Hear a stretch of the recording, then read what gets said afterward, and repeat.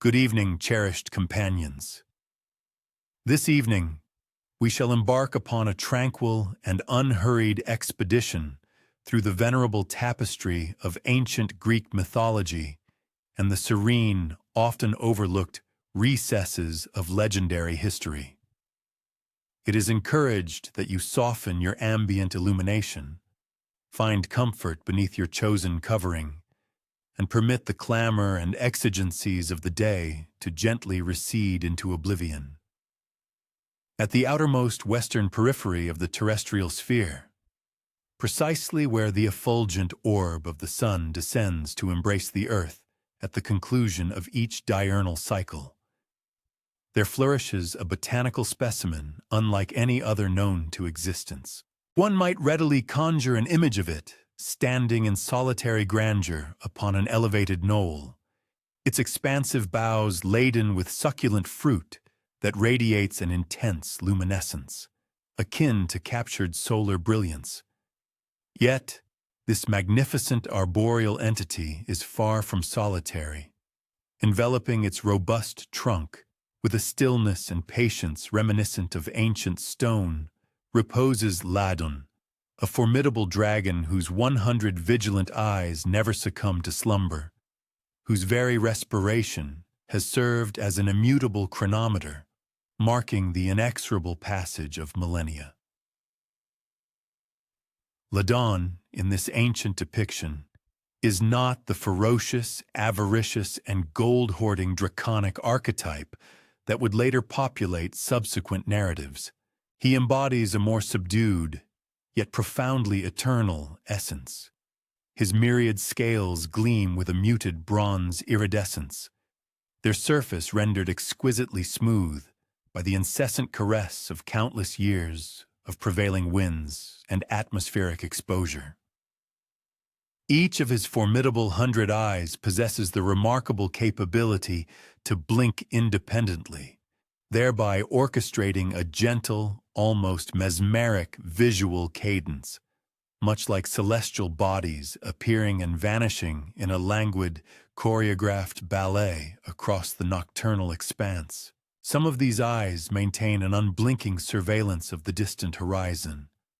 Others remain fixed upon the resplendent golden fruit suspended above, while still others appear to direct their gaze inward, as if profoundly engrossed in cogitations too abstruse for the finite comprehension of mortal beings. The sacred tree, whose precious bounty he so diligently safeguards, is the exclusive property of Hera, the majestic queen of the Olympian deities, and its legendary golden apples are reputed to bestow the invaluable gift of immortality upon any fortunate individual who partakes of them. However, one will not observe Ladon exhibiting restless perambulation or menacingly expelling fiery breath at potential interlopers. Instead, he has meticulously settled into a perpetual rhythm, a cadence as primordial as the very earth itself. His colossal physique rhythmically ascends and descends with each profound inhalation and exhalation, producing a resonant sound reminiscent of distant oceanic waves gently breaking upon a shore. On occasions when the prevailing winds stir the verdant foliage above, he may subtly elevate his enormous head, as though attentively discerning the whispered confidences of a venerable confidant. One might ponder the profound cogitations that occupy a dragon's consciousness during the protracted, silent expanses of eternity. Perhaps he nostalgically recollects the momentous day when Hera first escorted him to this consecrated locale. He might recall how she addressed him, not as a mere subservient creature, but as a revered custodian entrusted with something incomparably precious. The luminous golden apples were not simply botanical produce. They symbolized hope itself, embodying the profound assurance that certain elements within this ephemeral world possessed the capacity for perpetual endurance. And Ladon, with his ancient wisdom, intrinsically comprehended that his designated role was not to manifest ferocity or terror, but rather to embody unwavering presence, steadfast constancy, and unyielding vigilance. The meticulously cultivated garden encircling the tree is assiduously maintained by the Hesperides, the enchanting nymphs of the evening, who perform their duties while serenading the tranquil environment with their mellifluous voices. Their harmonious vocalizations seamlessly intertwine with the profound, rhythmic sound of Ladon's breathing, collectively forming a soothing lullaby that has reverberated throughout this sacred precinct since the very dawn of time. They navigate the verdant expanse of the garden with the ethereal grace of dancers, meticulously irrigating the roots, prudently pruning the branches, and diligently gathering any fallen leaves. Occasionally, they will momentarily pause to tenderly caress Ladon's warm, scaly hide with their delicate hands, whereupon he emits a profound, contented rumble, a sound evocative of distant thunder on a balmy summer evening. One might justifiably inquire whether Ladon ever experiences the pangs of loneliness during his interminable watch. However, the sensation of loneliness inherently necessitates a perception of time's relentless progression. And for Ladon, the very fabric of time is perceived with a fundamentally different understanding. Each successive day seamlessly merges into the next, much like water inexorably seeking its own level. The sun ascends, casting elongated golden shafts of light through the labyrinthine branches of the apple tree. It then climbs to its zenith, suffusing his bronze scales with such warmth that they become almost too scorching to the touch. Subsequently, it descends, meticulously painting the vast expanse of the sky in a breathtaking palette of roseate and amber hues that perfectly mirror the exquisite fruit he so faithfully guards. And throughout this perpetual cosmic ballet, Ladon maintains his vigil with patient, unwavering eyes, his immutable presence as utterly dependable as the predictable cycle of the changing seasons. The golden apples themselves appear to emanate their own subtle, gentle luminescence, particularly during the pre-dawn hours. Should one be afforded the extraordinary opportunity to observe them at close proximity, it would become apparent that they are not flawlessly spherical like conventional fruit.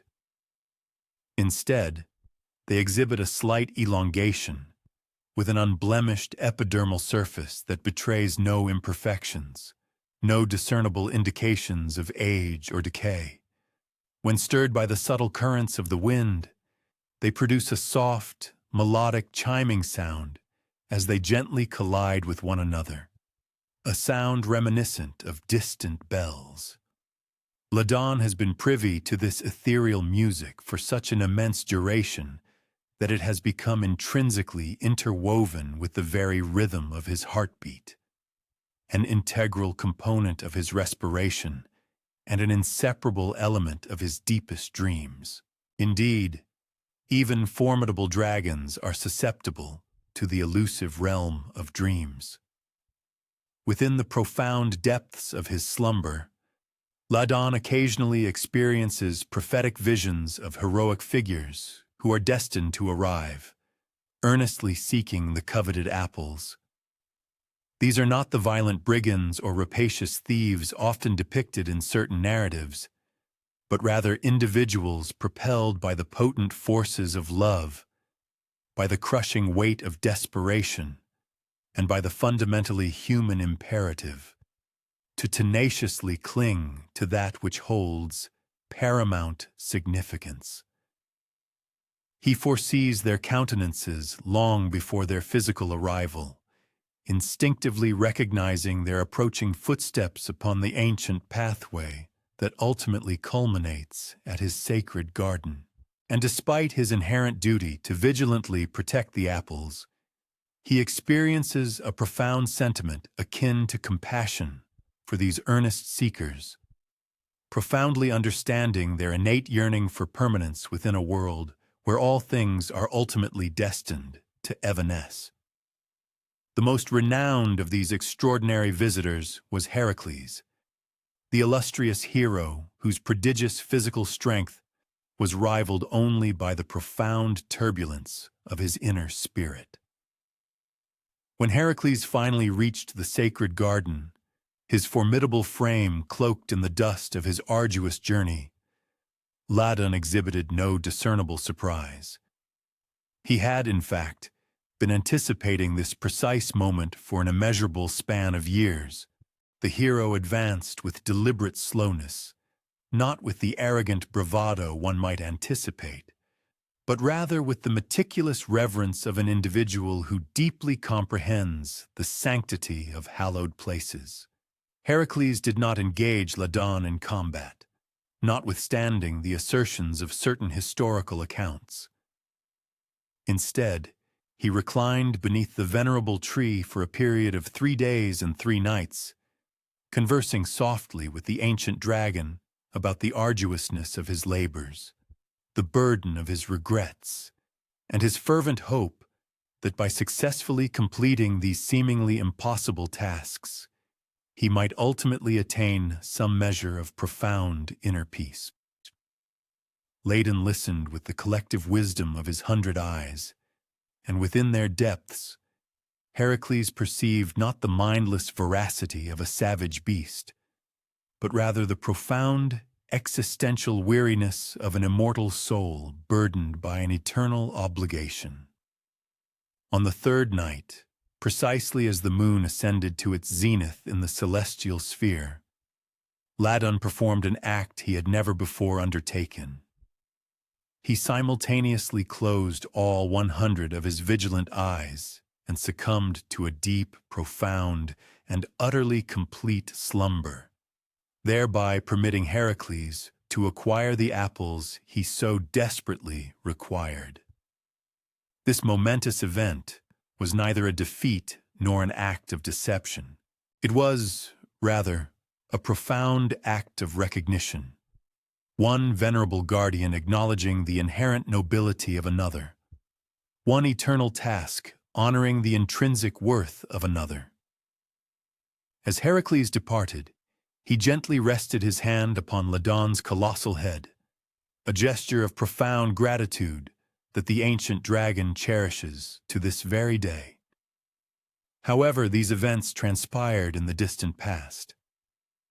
Heracles successfully completed his arduous labors and ultimately attained his coveted peace.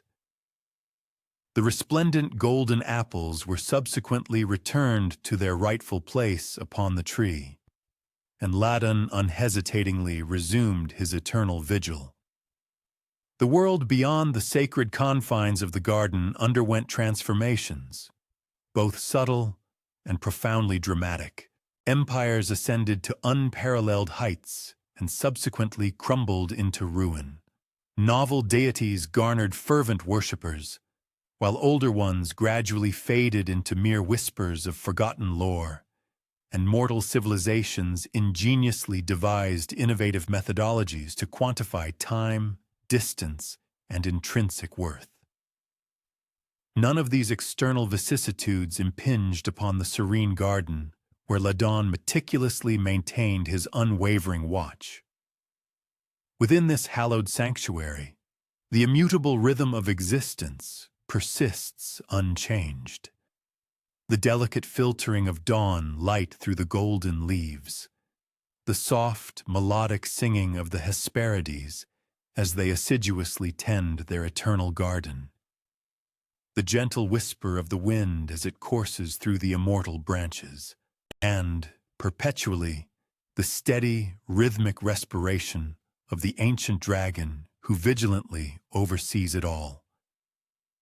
His 100 eyes continuously reflect the ever-changing light. His unwavering presence serves as a profound testament that certain fundamental elements endure, not through the application of brute force or cunning intellect, but rather through the simple, unwavering resolve to remain faithful to that which holds the most profound significance. Should one be granted the extraordinary privilege of visiting Ladon today, one would discover him precisely as he has always been, majestically coiled around the venerable base of the golden tree, his ancient scales radiating warmth from the sun's embrace, his myriad eyes observing with an unparalleled, patient wisdom. He might subtly elevate his colossal head as one approaches, not as a menacing gesture, but rather as an act of profound greeting, recognizing within the approaching individual another kindred soul, earnestly seeking something enduring within a world perpetually characterized by change. And if one were to maintain an absolute quietude and stillness, one might discern within his rhythmic breathing the resonant echo of all the narratives yet to be recounted, all the quiet, unsung guardians who diligently watch over the precious things we simply cannot bear to relinquish. What other patient, vigilant watchers might we yet unearth within the tranquil, often overlooked corners of ancient Greece? What other souls discovered profound meaning, not in grandiose exploits or epic adventures, but rather in the consistent, steady rhythms of daily devotion? Long before legendary heroes such as Heracles traversed the earth, prior to the magnificent construction of grand temples upon lofty hilltops and the gleaming of pristine marble columns beneath the Mediterranean sun, the earliest inhabitants of Greece made a groundbreaking discovery that would irrevocably alter the course of human civilization forever. They learned to compel the earth to yield its invaluable treasures, not through the laborious processes of mining or hunting, but through the patient, synergistic partnership between industrious human hands and dormant, sleeping seeds. This narrative recounts the compelling saga of those forgotten pioneers, the very first farmers who ingeniously transformed wild grasses into luxuriant golden wheat, who meticulously transmuted scattered nomadic tribes into settled, cohesive communities, and who, in doing so, imparted to humanity the profound wisdom of placing unwavering trust in the promise of tomorrow's bountiful harvest. Envision the pristine landscape of ancient Greece as it existed approximately 8,000 years ago. Undulating hills blanketed in a verdant tapestry of wild herbs that permeated the very air with their exquisite fragrance with every gentle breeze. Expansive oak groves where acorns descended in such profusion each autumn that they resembled falling rain. Meadows generously dotted with wild barley and wheat that flourished wherever the wind had indiscriminately dispersed the seeds of their ancestral predecessors. The nomadic peoples who inhabited this region during that epoch were itinerant, diligently tracking migrating game animals through the changing seasons, assiduously gathering wild berries and nuts, and perpetually existing at the capricious mercy of nature's unpredictable temperament. However, within a secluded valley not far from the geographical location that would one day burgeon into the illustrious city of Athens, a sagacious woman, whose name has regrettably been lost to the annals of history, made a profound observation that fundamentally altered everything. She astutely noticed that wherever her tribe had established temporary encampments and subsequently left behind the remnants of their communal meals, scattered grains, discarded fruit seeds, and various vegetable scraps, new, vigorous plants invariably sprouted and flourished in the ensuing growing season.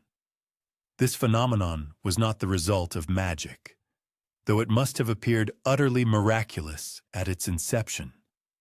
It was, in essence, the Earth's reciprocal response to human collaboration, marking the nascent beginnings of agriculture's ancient and profound dialogue between deliberate human intention and unwavering hope.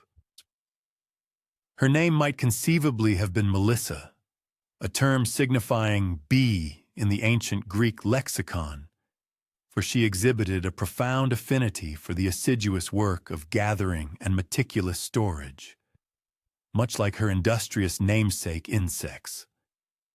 Each successive morning, she would embark upon a purposeful peregrination through the areas where her people had established their encampments in preceding years, meticulously scrutinizing the volunteer plants that had spontaneously grown there.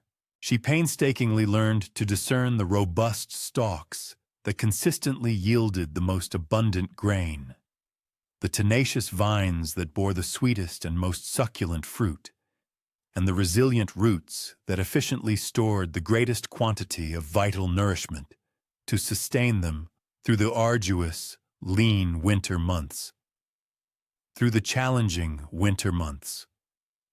Melissa's profound realization regarding agricultural practices was not an instantaneous, dramatic event. It lacked the sudden flash of inspiration, the singular, revelatory moment often associated with groundbreaking discoveries. Instead, her understanding blossomed gradually, cultivated through a multitude of meticulous observations, discreet experimental efforts, and an unwavering commitment to patient waiting. She intentionally began to disperse seeds in locations she anticipated revisiting, a subtle act of foresight. Furthermore, she meticulously cleared small areas of ground, diligently removing encroaching weeds and obstructive stones to provide her selected plant species with ample space for optimal growth. Through this diligent engagement, she progressively honed her ability to interpret the subtle indicators that signaled the soil's readiness for planting, the precise moment young seedlings required hydration, and when the grain had reached its peak maturity for harvesting. The other members of her nomadic community observed her pioneering horticultural endeavors with a complex mix of intrigued curiosity and inherent skepticism.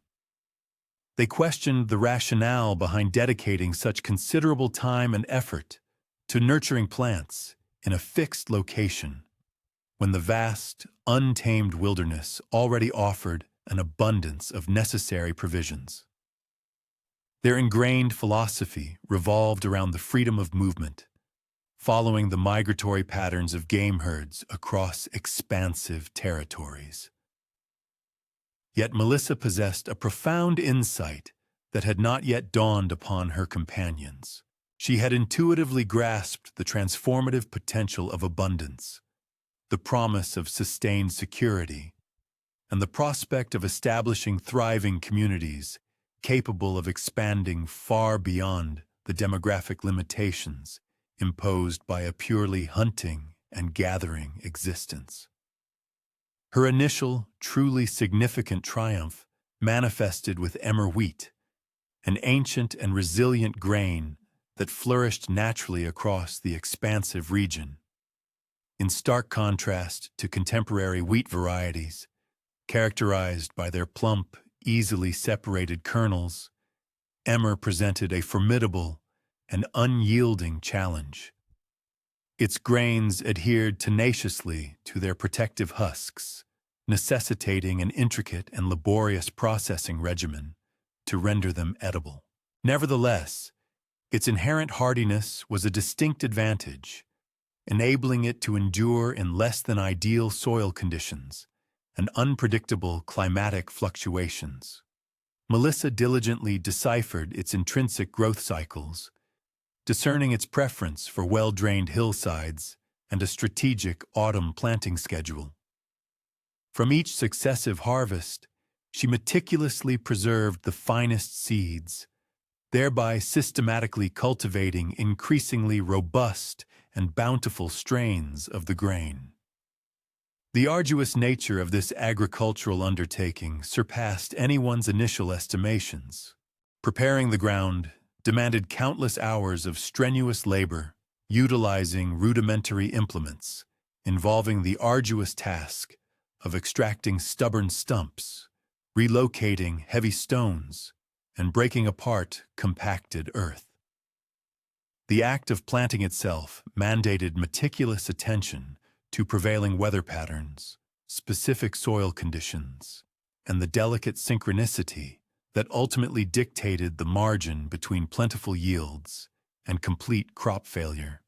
Weeding constituted a relentless daily chore throughout the growing season, a slow and methodical process aimed at safeguarding the cultivated plants while simultaneously eliminating their competitive counterparts. And the harvest, in its turn, presented its own unique set of challenges. The manual cutting of grain, the laborious threshing to separate the valuable seeds from the fibrous stalks, and the final winnowing process to meticulously remove undesirable chaff and debris. However, the eventual rewards, when they materialized, were truly extraordinary and transformative. For the first time within the collective memory of humanity, Melissa's people experienced a substantial surplus of food, an amount far exceeding their immediate consumption needs for a single season. They ingeniously devised methods to store grain in hermetically sealed pottery jars, effectively safeguarding it from the detrimental effects of moisture and destructive pests. Furthermore, they discovered that specific foodstuffs could be effectively dried, fermented, or otherwise preserved in innovative ways that significantly extended their utility and shelf life far beyond the confines of the traditional growing season. Winter, which had historically been a period synonymous with severe scarcity and pervasive anxiety, was now transformed into merely another seasonal cycle to be navigated, albeit with the comforting assurance of full bellies and a prevailing sense of tranquility. As the compelling news of these unprecedented successes disseminated, other tribal communities were inspired to embark upon their own experimental forays into cultivation. Each distinct group adeptly tailored the fundamental principles of agriculture to harmonize with their unique environmental conditions and specific requirements. In regions bordering the coast, they assiduously learned to cultivate a diverse array of vegetables that not only tolerated but thrived in sandy soils and the pervasive salt air. Within mountainous territories, they ingeniously engineered terrace fields, effectively harnessing the steep slopes and optimizing the utilization of seasonal rainfall. Adjacent to life-giving rivers and meandering streams, they masterfully constructed sophisticated irrigation systems, thereby conveying vital water to previously arid and unproductive expanses of land. The profound societal transformations that inevitably accompanied the adoption of agriculture proved to be equally significant as the technological advancements. When human communities were no longer compelled to perpetually migrate in relentless pursuit of sustenance, they were liberated to dedicate substantial time and concentrated energy to the construction of enduring, permanent dwellings. Temporary shelters, once the norm, were gradually supplanted by sturdy houses, which evolved into central hubs of family life and secure repositories for accumulated personal possessions. Villages organically coalesced and expanded around the most fertile agricultural lands, fostering the emergence of communities sufficiently large and complex to sustain specialized craftspeople. Skilled potters to fashion essential storage vessels, adept toolmakers to forge superior plows and sickles, and accomplished weavers to create practical clothing from readily available plant fibers.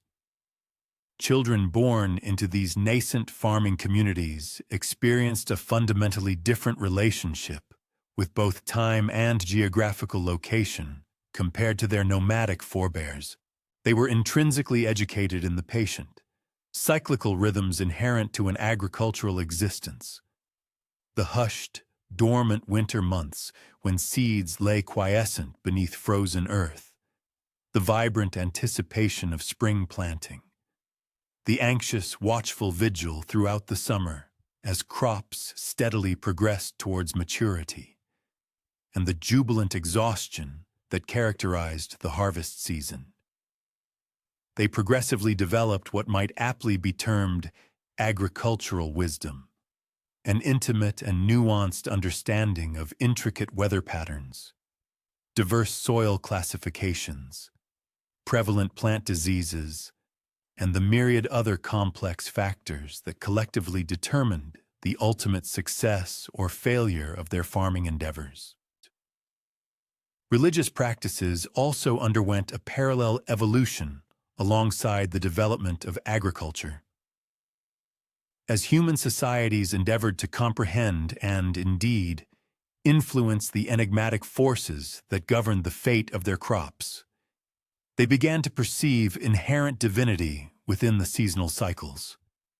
This profound shift led to the creation of elaborate rituals specifically designed to invoke propitious weather, ensure fertile soil, and secure abundant harvests.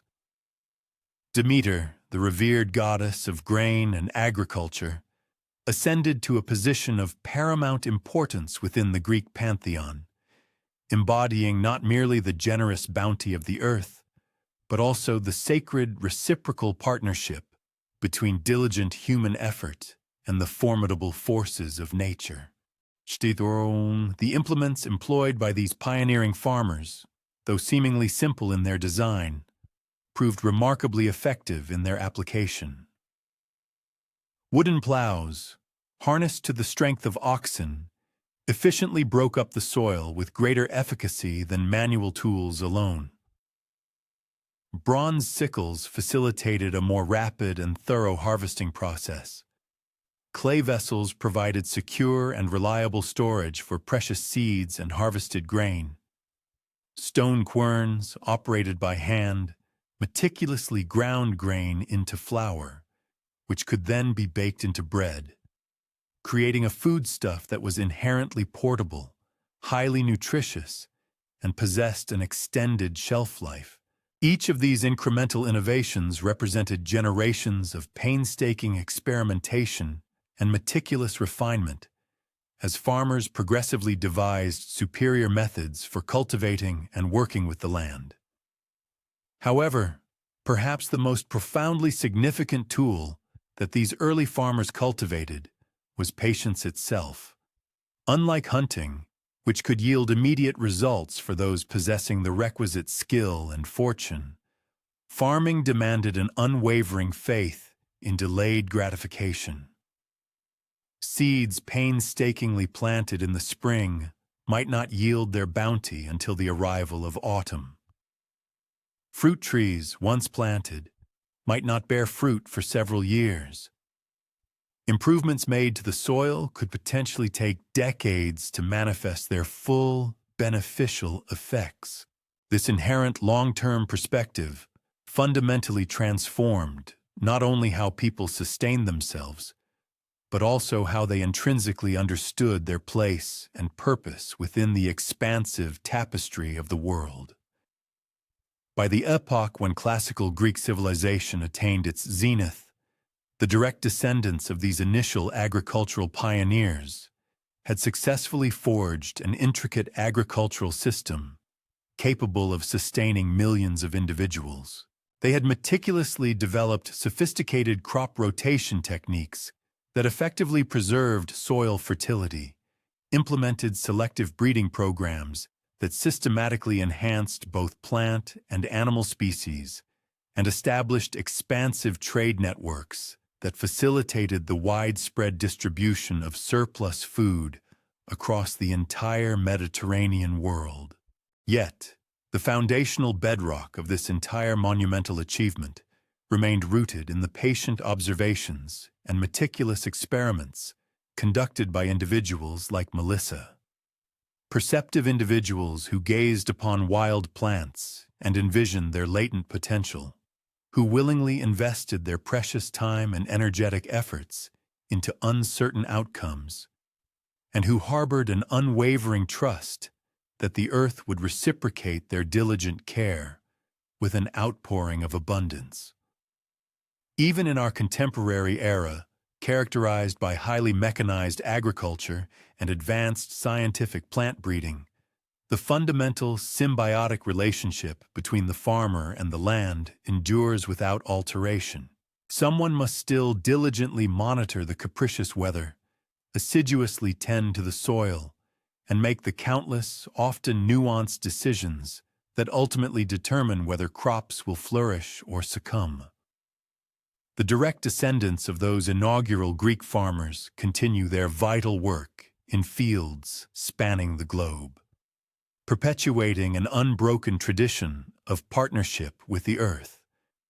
A tradition that originated when a woman named Melissa first discerned that scattered seeds possessed the miraculous potential to transform into abundant and life-sustaining harvests.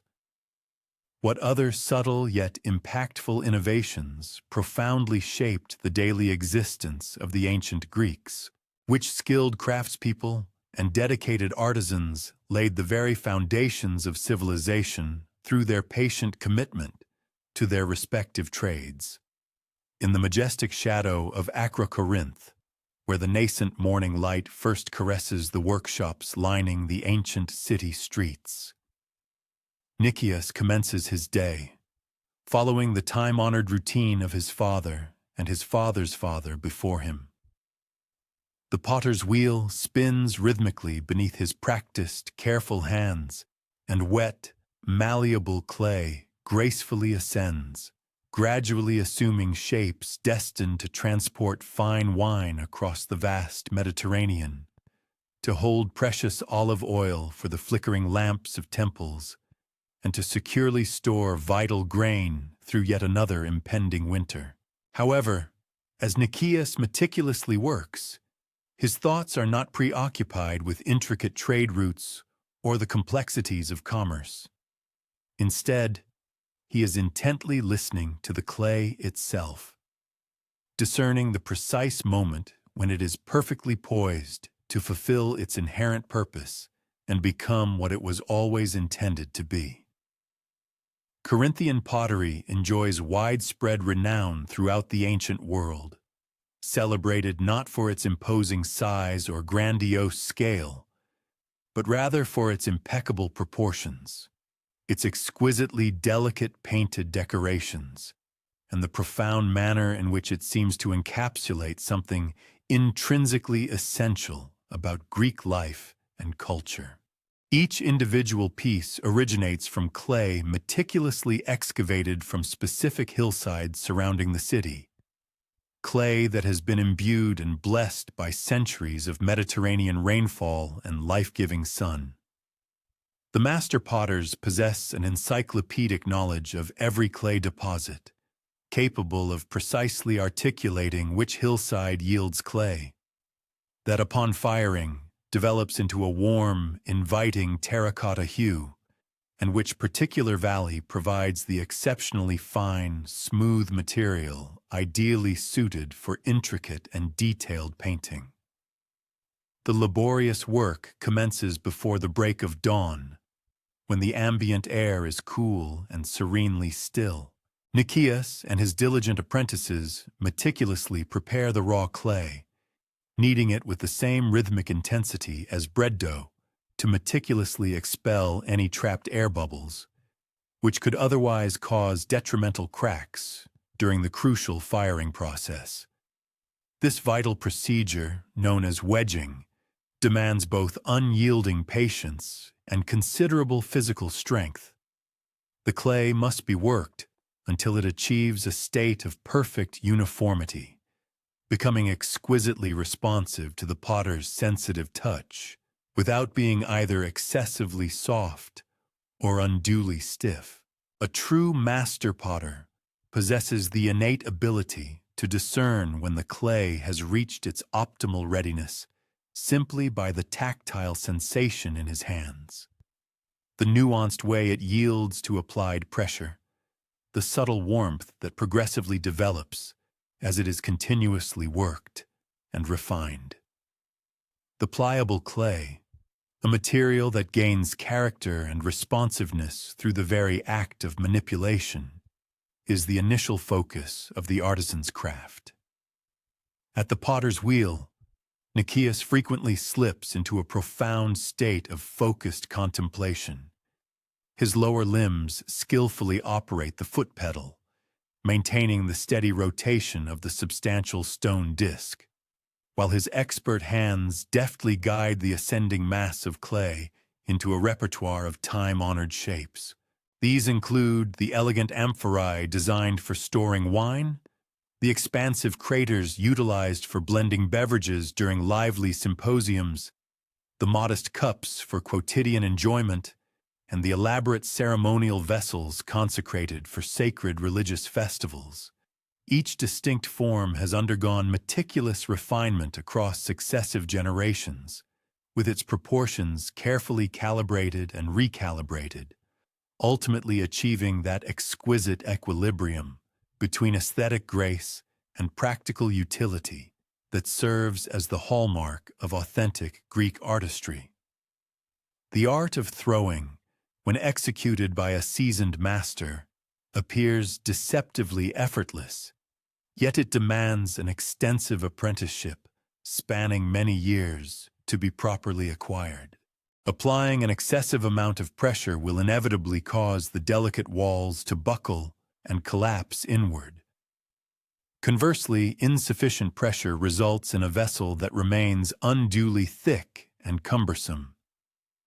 The true mastery lies in discerning the clay's subtle responses, comprehending its inherent desire to yield and flow, and collaborating with its intrinsic properties rather than struggling against them. Nicias, demonstrating his profound connection to the material, often works with his eyes closed, relying solely on his tactile sense to sculpt the clay into its predetermined configuration. Once this fundamental form is brought to completion, the subsequent phase of creative expression commences. While the clay retains a slight dampness but has achieved sufficient firmness to be handled, the specialized decorative painters assume control. These individuals are highly skilled experts in their own right, possessing a distinct and invaluable proficiency. These dedicated artists have spent decades honing their abilities to visually narrate intricate stories, depict profound myths and ancient legends, illustrate scenes of daily life, chronicle intense athletic competitions, and portray solemn religious ceremonies. They employ delicate brushes crafted from fine animal hair, utilizing slip, a refined liquid clay suspension, prepared to a consistency that ensures smooth application without unwanted running or dripping. The painting methodologies are executed with a precision equal to any other highly specialized craft. The initial step involves the careful sketching of an outline, rendered lightly with a thin brush. Following this, the primary colors are meticulously filled in, typically featuring striking black figures contrasting against the inherent reddish-orange hue of the fired clay, or in later periods, vivid red figures set against a deep black background. The painters must work with both speed and absolute accuracy, as errors are exceedingly difficult to rectify. Every single brush stroke must be executed with unwavering confidence and certainty, each contributing to designs destined to be indelibly etched into permanence through the subsequent firing process. The kiln firing stage arguably represents the most anxiety-ridden period in the entire production cycle.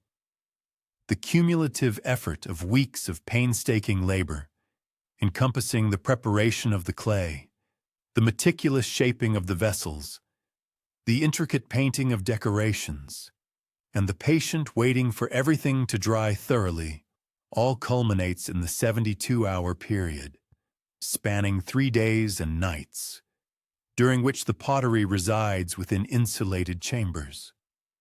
These chambers are intensely heated by fires that demand an unwavering maintenance of the precise optimal temperature. Should the heat become too intense, the delicate pieces risk warping or fracturing. Conversely, if the temperature remains too low, the pottery will fail to develop the rich, vibrant colors and the durable, hard finish that render Corinthian pottery so exceptionally coveted and valuable. Nicias has cultivated an intuitive mastery, learning to interpret the nuances of the fire with the same sagacity a seasoned farmer exhibits when anticipating weather patterns. The specific hue of the incandescent gases within the kiln conveys critical information about the internal temperature. The distinct auditory cues emanating from the burning wood indicate the residual moisture content within the fuel source. Furthermore, the olfactory signals from the effluvium of the smoke reveal whether the combustion is clean and efficient, or if critical adjustments are required. He manages to rest in intermittent periods of repose during the firing days, diligently inspecting the kilns every few hours, replenishing wood, fine-tuning the airflow, and implementing the countless minute corrections that ultimately differentiate between a successful outcome and an unfortunate failure. The pottery workshop functions as an environment of profound concentration, intermittently punctuated by periods of vigorous engagement. During the throwing sessions, all attention is singularly focused upon the revolving wheels, with the only discernible sounds being the mesmerizing hum of the spinning clay and the gentle lapping of water used to keep both the artisan's hands and the pliable material adequately moist. During the painting phase, the atmosphere becomes even more hushed as the artists intently concentrate on meticulously rendering tableaux that are destined to be admired for many centuries. However, during the critical firing stage, the entire workshop buzzes with a palpable tension and anticipation as everyone anxiously awaits to discover whether their collective efforts have successfully endured the fiery crucible. Upon the eventual abatement of heat within the kilns, when the opportune moment arrives for their unloading, there is invariably an amalgam of exhilaration and trepidation. Some pieces emerge precisely as envisioned, their colors radiating with brilliance, their forms exhibiting impeccable contours, and their exquisite embellishments appearing crisp and distinct. Others display the inherent nuances that arise from natural firing processes, subtle variations in coloration, singular patterns in the glaze, and minor imperfections that somehow imbue each piece with a more individual character and intrinsic value. And occasionally, despite the implementation of every conceivable precaution, there are unavoidable casualties, pieces that suffered structural integrity compromised by thermal shock, decorations that failed to fire properly, or forms that warped beyond any practical utility. Nevertheless, failure is an integral component of the learning process in any skilled craft, and the art of pottery, above all other commendable attributes, instills a profound sense of patience. Nicias has embraced both triumphs and setbacks as invaluable pedagogical instruments, meticulously studying each result to decipher what transpired correctly or incorrectly, how particular techniques might be further refined, and how the arcane transmutation of clay, fire, and human ingenuity might be more fully mastered. He preserves broken pieces not as distressing reminders of past failures, but rather as invaluable instructional artifacts, examining them closely to elucidate the material's inherent characteristics and how it behaves under a myriad of diverse conditions. The completed ceramic artistry then departs the workshop, embarking upon its destined journey into the wider world, commencing its true functional existence. Vessels crafted for wine are transported aboard merchant ships, conveying not merely their liquid contents, but also disseminating intelligence, hearsay, and Hellenic customs to distant ports. Ceremonial vessels assume their sacred role within hallowed precincts, holding reverent oblations to the deities and becoming integral components of communal rites that forge deep connections between communities and their spiritual traditions.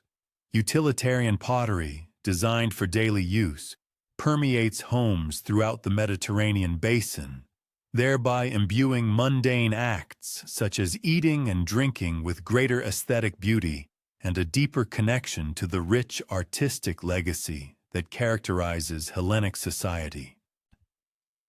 Yet, for Nicias and his esteemed colleagues, the primary arbiters of their craft's worth are the local populace, the neighbors who frequent the workshop to acquire oil lamps for illuminating their dwellings, sturdy water jugs for drawing from their wells, and elegant cups for their dining tables.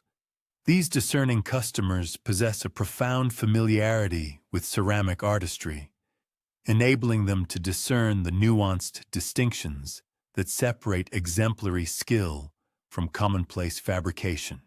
They understand implicitly that a masterfully constructed pot will serve faithfully for multiple decades, that beautifully rendered decorations enhance the aesthetic pleasure of quotidian routines, and that fostering regional artisans helps to perpetuate the distinctive heritage that renders their community unique.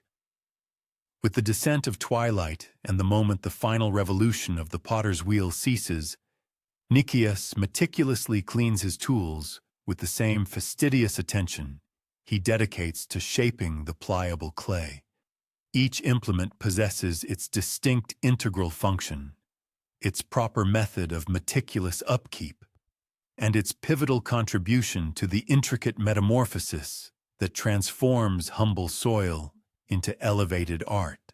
Tomorrow's dawn will herald a fresh commencement, bringing with it new raw clay, novel challenges, and renewed opportunities to engage in the timeless colloquy between human ingenuity and the fundamental materials of the natural world.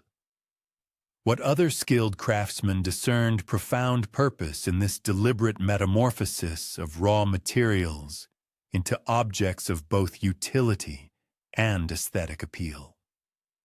Analogous to the Corinthian ceramicists who molded clay into vessels that facilitated the dissemination of civilization across the seas, the maritime architects of Athens shaped timber into the vessels themselves. Within the formidable dockyards of Piraeus, where the pervasive rhythm of mallet strikes reverberates from the first light of dawn until dusk, Alexandros, a master shipwright, runs his hands along a piece of hewn timber, discerning the inherent directional fibers that will reveal to him the optimal application for this particular plank. Some pieces are destined to become keels, serving as the enduring spine of ships that will transport merchants and naval combatants across the cerulean expanse. Others will be fashioned into ribs, bestowing upon the vessels their fundamental shape and structural integrity. Still others will be meticulously sculpted into the graceful arcs of figureheads that cleave through ocean waves with the fluid elegance of marine mammals. The intricate shipbuilding process commences not within the bustling quays, but deep within the sylvan expanses where trees are meticulously chosen and harvested according to ancestral wisdom passed down through countless generations. Oak is selected for its robust durability, pine for its buoyant quality, and cedar for its natural immunity to decay and pests. Each distinct species of wood has its appropriate application, its optimal curing period, and its distinctive exigencies and merits. Alexandros realized early in his apprenticeship that the discernment of timber is analogous to understanding human psychology. Each piece possesses its own inherent disposition, its characteristic reaction to external pressures, and its preferred methods of manipulation. The arduous conditioning of lumber, known as seasoning, is perhaps the ultimate test of fortitude in the entire shipbuilding endeavor. Recently felled timber retains an excessive aqueous content, rendering it unsuitable for immediate use. It must be meticulously arranged with interstitial gaps to facilitate ample air circulation, shielded from direct precipitation, yet exposed to atmospheric fluctuations and left to undergo a protracted period of desiccation for many months, or even several years. Unseasoned wood, still green and moist, might warp or fissuring as it dries, thereby negating extensive prior labor.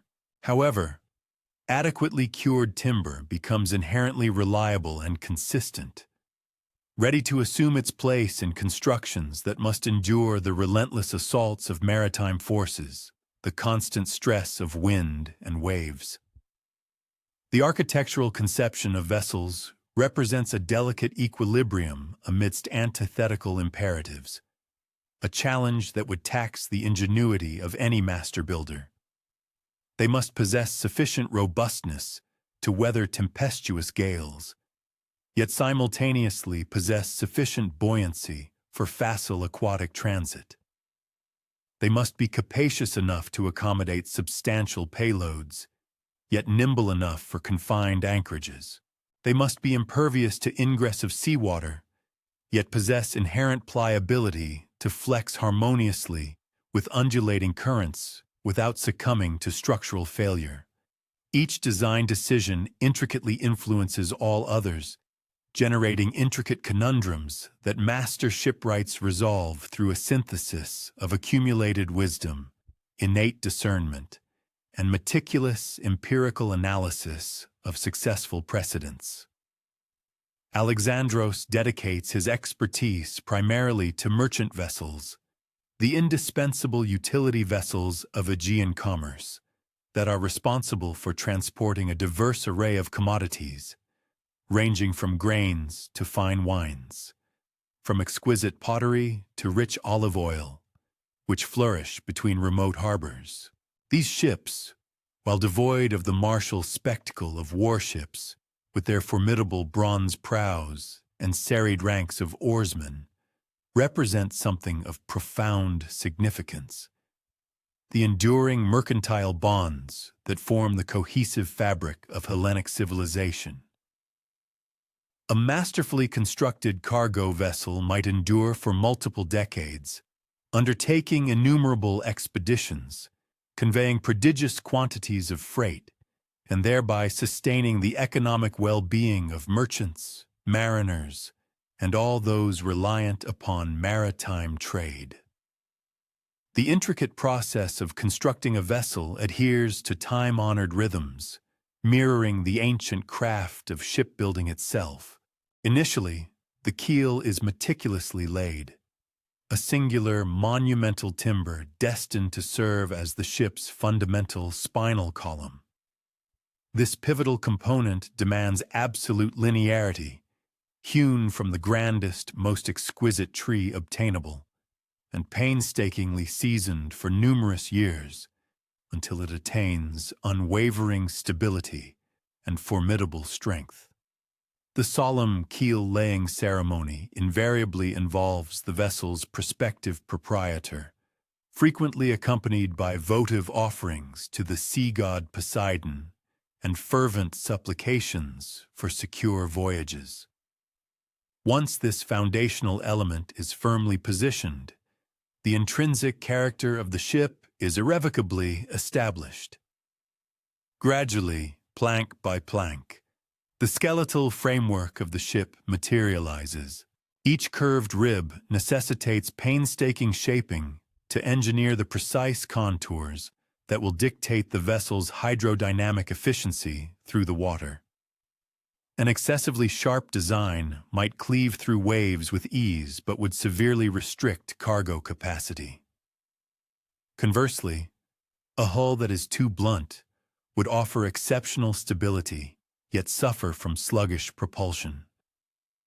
The sagacious master shipwright renders these critical judgments, informed by the ship's designated role, the specific preferences articulated by its owner, and a wealth of accumulated practical wisdom gleaned from observing the performance of diverse hull geometries under varied maritime conditions over many years. The arduous task of planking represents the apex of skilled craftsmanship, as every individual board must be flawlessly integrated with its adjacent counterparts, culminating in a hull that is simultaneously robust and entirely impermeable. These planks are secured using resilient bronze nails and sturdy wooden dowels, subsequently sealed with a potent concoction of tar and oakum, a fibrous residue derived from discarded ropes that possesses the remarkable property of expanding when moistened, thereby creating joints that paradoxically tighten further in water. This venerable technology, surprisingly effective, enables well-constructed wooden ships to maintain their watertight integrity for many decades, provided they receive diligent upkeep. Within the confines of the hull, meticulous consideration is afforded to both the management of cargo and the comfort of the seafaring crew. Merchant vessels mandate clear, unencumbered cargo holds, where goods can be safely stowed and readily accessed. They require freshwater reservoirs engineered to prevent contamination throughout protracted voyages. Furthermore, provisions must include designated sleeping quarters for the crew, cooking facilities designed to mitigate fire hazards, and ample storage for the foodstuffs and essential equipment indispensable for weeks spent at sea. Every minute detail necessitates scrupulous foresight, given that errors identified subsequent to the launch prove both exorbitantly costly and exceptionally arduous to rectify. The ceremonial launching of a newly built ship is perpetually an occasion for joyous celebration, yet it simultaneously engenders a profound sense of apprehension among all individuals instrumental in its creation. The culmination of months of diligent labor, the myriad decisions concerning materials and construction methodologies, and the collective prayers and aspirations invested in the undertaking converge upon the pivotal instant when the vessel first embraces the water. Will it achieve the correct flotation level? Will it exhibit commendable handling characteristics? Will it ultimately vindicate the substantial investment of time and resources? Most ships indeed perform precisely as anticipated. Nevertheless, there invariably arise minor unforeseen circumstances requiring subtle adjustments and yielding invaluable insights for subsequent projects. Upon its inauguration, the ship embarks upon its operational lifespan, though Alexandros's involvement with it persists. Wooden vessels inherently demand continuous maintenance. Hulls necessitate periodic cleansing and recaulking. Rigging components require regular replacement. Inclement weather and storms frequently inflict damage that must be promptly repaired. These ships routinely return to the very shipyards of their genesis, bringing with them narratives from distant ports, tangible evidence of the efficacy of their construction techniques, and practical suggestions for enhancements in future designs. Such returning vessels resemble adult progeny visiting their parents, conveying news of the wider world yet forever bound to their origins.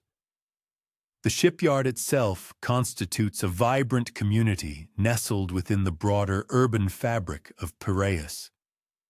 Master shipwrights labor in concert with skilled sailmakers, expert rope manufacturers, bronzesmiths who forge essential nails and fittings, and talented carvers who fashion the decorative figures gracing ships' prows.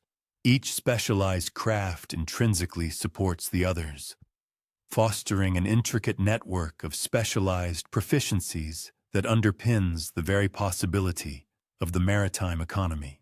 Young men mature within this dynamic environment, acquiring not merely their specific trades, but also a comprehensive understanding of all facets of ship construction and ongoing maintenance. The paramount economic significance of shipping confers upon shipwrights a considerable degree of respect within Athenian society. Their indispensable skills are vital to the city's prosperity, their handiwork conspicuously present in every harbor, and their masterful craftsmanship rigorously tested whenever their vessels confront the formidable challenges posed by wind and wave. Yet, akin to all authentic artisans, their deepest gratification stems not from external accolades, but from the intrinsic satisfaction of the work itself. The tactile perfection of seamlessly fitted joints, the visual splendor of graceful curves materializing beneath their hands, and the profound assurance that their magnificent creations will safely transport individuals and valuable commodities across treacherous waters. As the day wanes and twilight descends, signaling the cessation of daily operations, Alexandros undertakes a contemplative stroll through the shipyard, diligently inspecting projects at various stages of completion. Here, a keel has just been positioned for a vessel whose construction will span many months. There, another ship approaches its finalization, awaiting only its ultimate protective coating of tar and the installation of its intricate rigging. Each completed ship encapsulates hundreds of critical decisions, thousands of precise cuts and meticulous fittings, and countless hours of patient, dedicated labor. However, they also embody something more profound. They represent vital conduits between disparate locales, fostering invaluable opportunities for commerce and cultural exchange, and embodying the enduring human imperative to explore and embark on adventures that has perpetually drawn people to the boundless sea. Beyond the shipyards, what other skilled craftspeople patiently contributed their specialized talents to the foundational infrastructure that sustained Greek civilization? High upon the majestic slopes of Mount Parnassus, where formidable eagles soar and the atmospheric air thins, the resonant sound of chisel striking stone has echoed for millennia. Yet these are not the dramatic percussions of sculptors fashioning artistic masterpieces or architects erecting grand temples. Instead, these are the steady, rhythmic taps of stonecutters diligently preparing the massive foundation blocks, the sturdy wall stones, and the myriad pieces of meticulously cut masonry that collectively enable the architectural splendors for which ancient Greece is justly celebrated.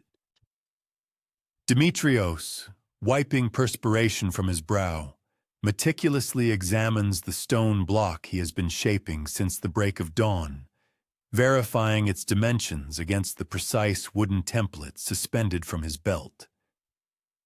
The renowned oracle at Delphi attracts a continuous stream of pilgrims from every corner of the known world. Nevertheless, few of these visitors contemplate the very stones beneath their feet as they ascend the sacred pathway toward Apollo's revered temple. Each individual block was painstakingly cut by hand, expertly shaped to interlock perfectly with its neighbors, and finished to exacting tolerances measured in minute fractions of inches.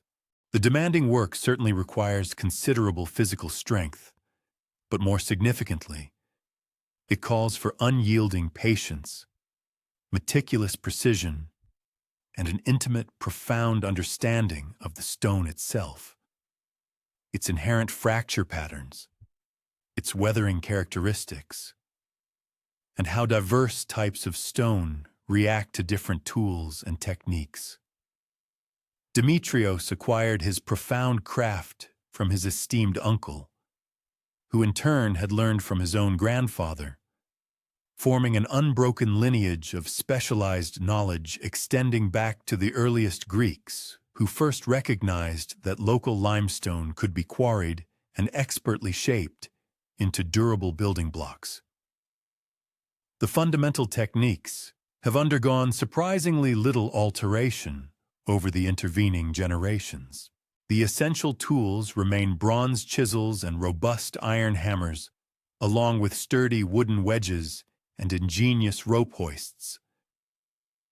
However, the nuanced understanding of stone, the subtle, critical judgments regarding its grain and hardness, and the detection of invisible flaws that can either ensure or compromise a block's integrity, this invaluable knowledge deepens with each passing year of hands-on experience. The intricate quarrying process commences with a thorough interpretation of the natural stone formation, comprehending the geological history of how the rock was deposited in ancient seas, identifying the natural fracture lines that traverse it, and discerning precisely which areas will yield the most superior building material. Demetrios possesses the remarkable ability to navigate a quarry and accurately pinpoint locations where the stone will be ideally suited for intricate carving, areas where it is appropriate solely for rough-hewn applications, and specific places where concealed imperfections render it entirely unsuitable for construction purposes. This profound, intuitive knowledge is the direct result of handling thousands of individual blocks, meticulously observing their behavior under various stresses, and mastering the subtle signs that reliably predict success or failure in their use. Extracting these massive blocks from the living rock necessitates specialized techniques that often appear almost magical to the uninitiated observer. Holes are meticulously drilled in carefully determined patterns along the intended lines of cleavage. Subsequently, wooden wedges are inserted into these holes and thoroughly saturated with water. As the wood slowly swells, it generates immense internal pressure that precisely cleaves the stone along predictable paths. This methodical process is inherently slow but unfailingly reliable, consistently yielding clean breaks with minimal material waste. Conversely, rushing the work or attempting to extract blocks too rapidly invariably results in damaging, irregular fractures that render valuable material irrevocably ruined. Once successfully extracted, each individual block must be meticulously shaped to its precise final dimensions, utilizing traditional hand tools that have undergone remarkably little change since the Bronze Age. The initial rough shaping stage is accomplished with heavy hammers and broad chisels, systematically knocking off substantial pieces and establishing the fundamental form.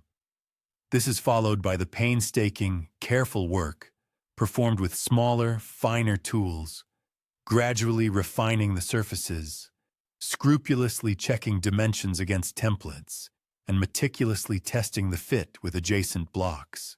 The ultimate finishing process can span several days of patient, exacting labor, meticulously removing all tool marks, creating impeccably smooth surfaces, and achieving the extraordinary precision that enables blocks to fit together flawlessly without the need for mortar. Different types of construction projects inherently demand distinct approaches to stonework. Foundation blocks, above all else, require immense strength. They must be capable of bearing enormous structural loads without succumbing to cracking or settling over time. These critical pieces are frequently left rough on their sides that will not be visible in the finished structure, with all attention singularly concentrated on ensuring that the load-bearing surfaces are perfectly flat and absolutely true. Wall blocks, conversely, necessitate careful attention to their outer faces, which will be prominently displayed in the completed edifice, though their inner surfaces can be finished with somewhat less precision.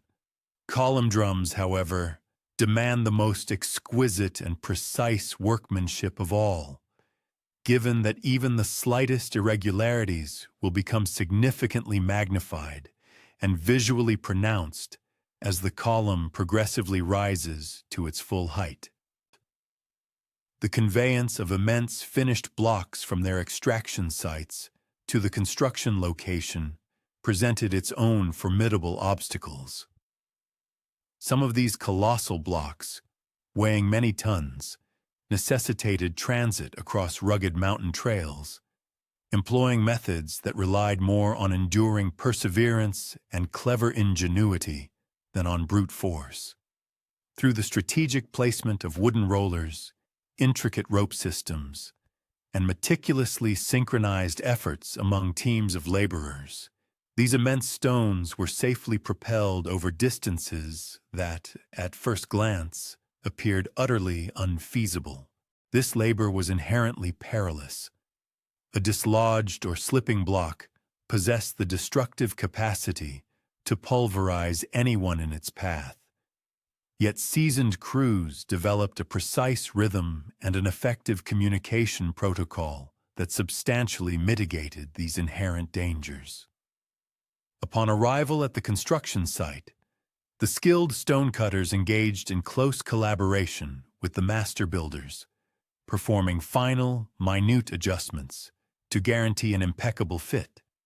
Even after the most diligent initial measurements and templating procedures, minor modifications were frequently indispensable. A particular block might require a subtle trimming to seamlessly accommodate the inherent variations in the stones positioned beneath it, or its surfaces might demand additional smoothing to ensure optimal contact and stability.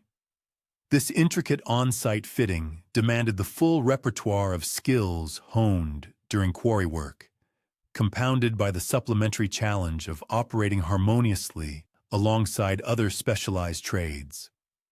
Carpenters erecting the intricate roof structures, sculptors meticulously carving decorative elements, and painters meticulously preparing surfaces for their artistic adornments. The implements wielded by the stonecutter were rudimentary, yet remarkably efficacious, each meticulously designed for specific facets of their demanding craft. Heavy sledgehammers were employed for the initial, forceful breaking of raw stone. Medium hammers facilitated general shaping and contouring. Smaller hammers were reserved for intricate and detailed work. Chisels of diverse widths enabled various precise cutting operations. Wooden wedges were indispensable for cleaving large sections, and an array of bronze and iron tools served for distinct modes of incision. Essential measuring devices such as rulers, squares, plumb lines, and levels were vital for ensuring absolute accuracy. Each of these tools demanded meticulous maintenance, being kept keenly sharp and in optimal repair, as dull or damaged instruments rendered precise craftsmanship utterly unattainable. The physical exigencies of stone cutting were nothing short of colossal. The relentless work demanded immense physical strength, unwavering stamina, and the critical ability to maintain intense concentration despite the pervasive effects of fatigue, the extremes of heat and cold, and the incessant clamor of hammers striking stone. Demetrios's hands bore the indelible marks of countless small cuts and chips. His back was permanently stooped from years of arduous labor over heavy blocks, and his hearing had suffered significant impairment from decades of continuous tool noise. Yet, he also possessed an intangible quality that defied measurement, an innate and profound understanding of stone, the unique capacity to perceive within rough quarry blocks the magnificent finished architectural forms they were destined to become. Perhaps the most astonishing characteristic of ancient stonework was its profound resilience. Structures erected by master craftsmen like Demetrios have persisted for millennia, enduring far beyond the civilizations that conceived and built them, still standing steadfastly as empires have risen and fallen around them. This remarkable longevity was no mere happenstance. It was the direct consequence of meticulous attention to every minute particular of the entire construction process. From the judicious selection of raw materials to the exactitude of the cutting, and extending to the sophisticated techniques employed for interlocking the massive blocks, the stonecutters of Delphi labored not merely on grand temples and prominent public edifices, but also on the essential practical infrastructure that ensured the sanctuary's seamless operation. This vital groundwork encompassed robust retaining walls that buttressed the mountainside soil, ingenious drainage systems that safely channeled rainwater away from the buildings, carefully crafted steps and pathways that enabled pilgrims to traverse the precipitous terrain without peril, secure storage buildings for sacred offerings and necessary supplies, and comfortable housing for the resident priests and diligent workers. All these diverse constructions demanded the same meticulous diligence regarding materials and techniques as the renowned temples, even though much of this crucial work remained largely unnoticed by incidental observers. The cyclical patterns of construction work often afforded stonecutters several months each winter to engage in alternative pursuits. Some journeyed to different building sites, following the architectural calendar across the Mediterranean region. Others utilized this period for quarrying and accumulating materials in preparation for the subsequent year's endeavors. Still others dedicated their time to instructing apprentices, diligently imparting the profound knowledge and refined skills that ensured the perpetuation of their venerable craft. These tranquil periods were deemed as equally vital as the bustling construction season, providing invaluable time for implement upkeep, strategic planning, and the kind of thoughtful contemplation that invariably led to significant advancements in methodology. The profound religious significance of Delphi infused the stonecutters' work with an additional layer of meaning. They understood implicitly that their craft contributed to something far grander than simple edifice building.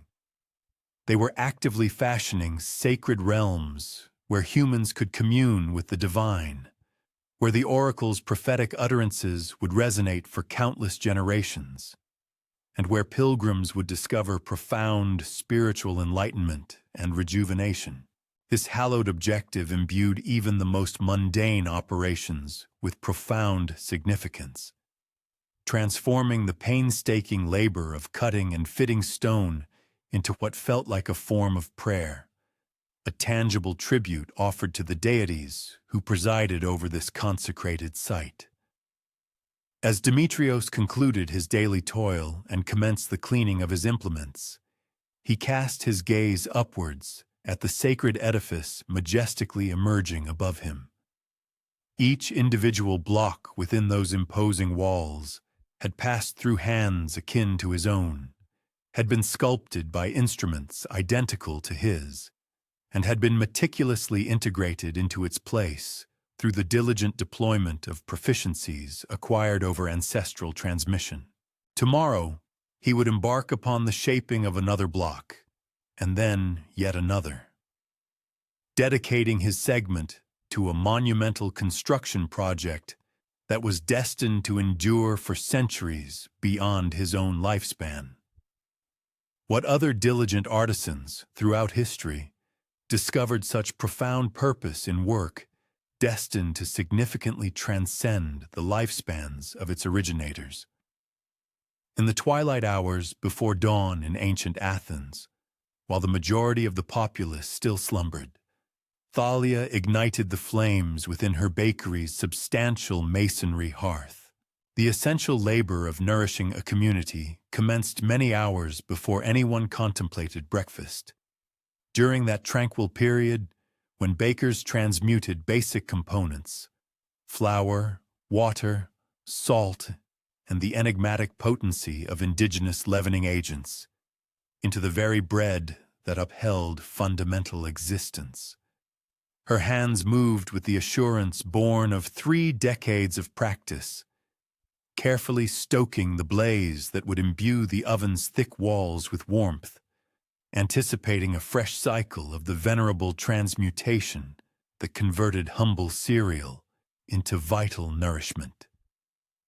The bakery was strategically situated at the nexus of 2 bustling thoroughfares, ideally positioned to cater to the neighborhood's quotidian requirements. During the daylight hours, it would be thronged with patrons, vibrant with conversation, and alive with the lively disarray of trade. But in these early hours, it was the exclusive domain of Thalia and the serene cadences of her vocation. She meticulously inspected the dough that had been proving overnight, assessing their preparedness with a delicate palpation that revealed everything she needed to discern about optimal timing, precise temperature, and the mysterious vital energy that made the creation of bread possible. The art of bread-making fundamentally began with comprehending the very essence of cereal itself. The wheat, barley, and various other cultivated grasses that farmers, much like those earliest Greek agriculturalists, had mastered the art of husbandry millennia ago. Different grains invariably yielded distinct palates and consistencies, and adept boulangers knew precisely how to blend them for desired culinary outcomes. Wheat flour typically created the delicate, ethereal breads preferred for ceremonial events. Barley, in contrast, produced heartier, more nourishing loaves that effectively sated appetites and provided sustained vitality. Mixed grain breads offered intricate tastes and the pragmatic benefit of utilizing whatever grains were readily available at equitable costs. The milling of cereal into meal represented a fundamental task that linked each baked creation to the overarching agrarian progression that commenced in remote farmlands. Thalia diligently cultivated associations with several local mills, understanding implicitly that the caliber of the meal directly dictated the excellence of the finished bread. She possessed the acute ability to discern, through both tactile and olfactory senses, whether flour was recently milled, finely pulverized, and entirely devoid of the impurities that unscrupulous vendors sometimes added to augment their earnings. Superior flour possessed a velvety, faintly tepid sensation, exuded a wholesome, pure aroma, yielded a pliant, manageable paste, and ultimately transformed into loaves of superior taste and consistency. Water, another indispensable component, could deceptively appear straightforward. Yet experienced bakers understood that varied hydrologic origins invariably produced disparate outcomes. The solute composition, temperature, and limpidity of water all profoundly influenced the viscoelastic properties of the paste, how the leavening agents proliferated, and ultimately the finished product's palatability. Thalia consistently drew her water from a specific aquifer, renowned for its reliable excellence, and she had judiciously learned to adapt her methodologies for seasonal shifts in both temperature and mineral content. During the winter months, the cold water necessitated extended kneading to develop an optimal protein matrix. In the summer, she sometimes incorporated frozen water to avert excessive thermal increase in the paste during mixing. Salt fulfilled various critical functions in bread making. Transcending its role as a mere gustatory enhancement, it fortified the protein framework, thereby assisting the paste in retaining its form during both proving and baking. It also modulated the metabolic processes of the leavening agent, effectively inhibiting an overly rapid expansion of the loaf and preventing the fostering of an undesirable consistency. Furthermore, it functioned as an inherent retardant of spoilage, thereby prolonging the comestible viability of the loaf. The quantity of salt had to be meticulously managed. Too little, and the bread would be insipid and architecturally fragile. Too much, and it would severely impede the proliferation of the leavening agent and create unpalatable saline notes. But the most enigmatic component was the yeast itself, the vital microorganism that transmuted compacted paste into ethereal, aerated loaves. In Thalia's era, prior to the advent of industrialized leavening, bakers diligently cultivated progenitor ferments, amalgamations of ground cereal and liquid that harnessed ambient Saccharomycetes and imparted the necessary aeration capability for each day's bread. These starters demanded quotidian vigilance, consistent replenishment with fresh flour and water, and precise thermostatic regulation to sustain the vitality and metabolic vigor of the leavening agent. A well-maintained starter could persist for extended periods, perhaps even generations, often bequeathed across familial lineages like a cherished heirloom. The artisanal knowledge and specialized techniques involved in bread making were meticulously preserved and transmitted across successive generations, much like a cherished family heirloom or an invaluable legacy. The intricate process of combining and working the dough served as the quintessential demonstration of a baker's profound expertise. Insufficient agitation of the components would inevitably lead to an inadequate melding of ingredients, culminating in a finished bread product, characterized by an undesirable consistency and an irregular internal structure. Conversely, excessive manipulation posed the risk of compromising the vital gluten network, thereby yielding unpleasantly compact and weighty loaves. Thalia, through extensive practice, had cultivated an innate ability to discern the dough's optimal state merely by tactile sensation. A perfectly cultivated dough exhibited a remarkably supple and resilient texture, yielding with predictable responsiveness to the actions of stretching and subsequent formation. Furthermore, the vigorous kneading action was instrumental in integrating air throughout the mass, thereby establishing the foundational matrix that the yeast would subsequently distend during the crucial fermentation stage. The critical phase of rising, synonymously termed fermentation, presented perhaps the most rigorous challenge to a baker's patience and observational acumen.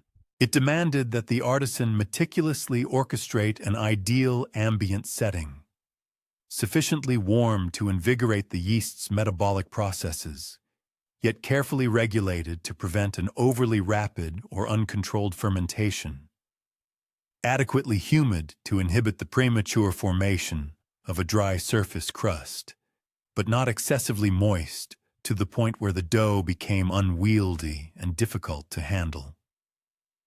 Thalia, through years of dedicated engagement with her craft, had honed an almost instinctual perception for these delicate environmental parameters, adeptly modifying both the duration of the rise and the thermal conditions in response to prevailing atmospheric conditions, annual climatic shifts, and the distinctive attributes inherent in every individual preparation of dough.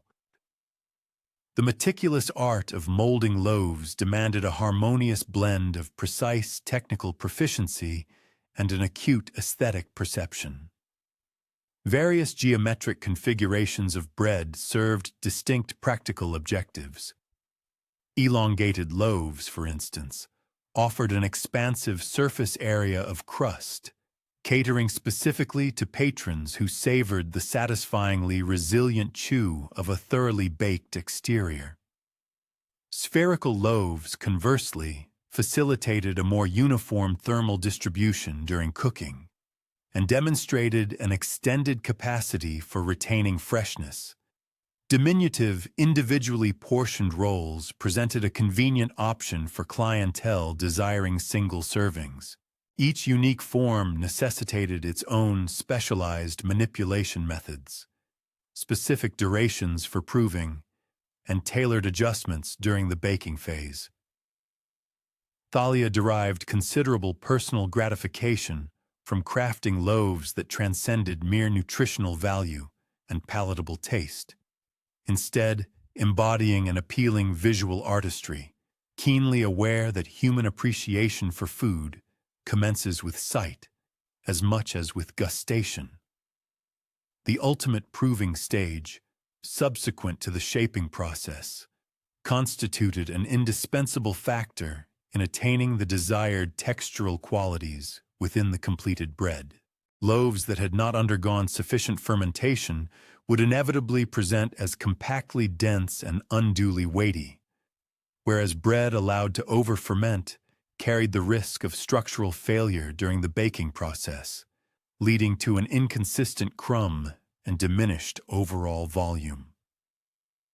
Thalia employed a repertoire of diagnostic assessments to ascertain the dough's optimal preparedness, delicately indenting its surface to gauge the swiftness of its elastic rebound, scrutinizing its exterior for telltale indications of appropriate microbial activity, and meticulously calculating the rise duration informed by her seasoned familiarity with comparable environmental circumstances. Such refined discernment was exclusively the product of extensive practical application and an unwavering dedication to scrutinizing the outcomes.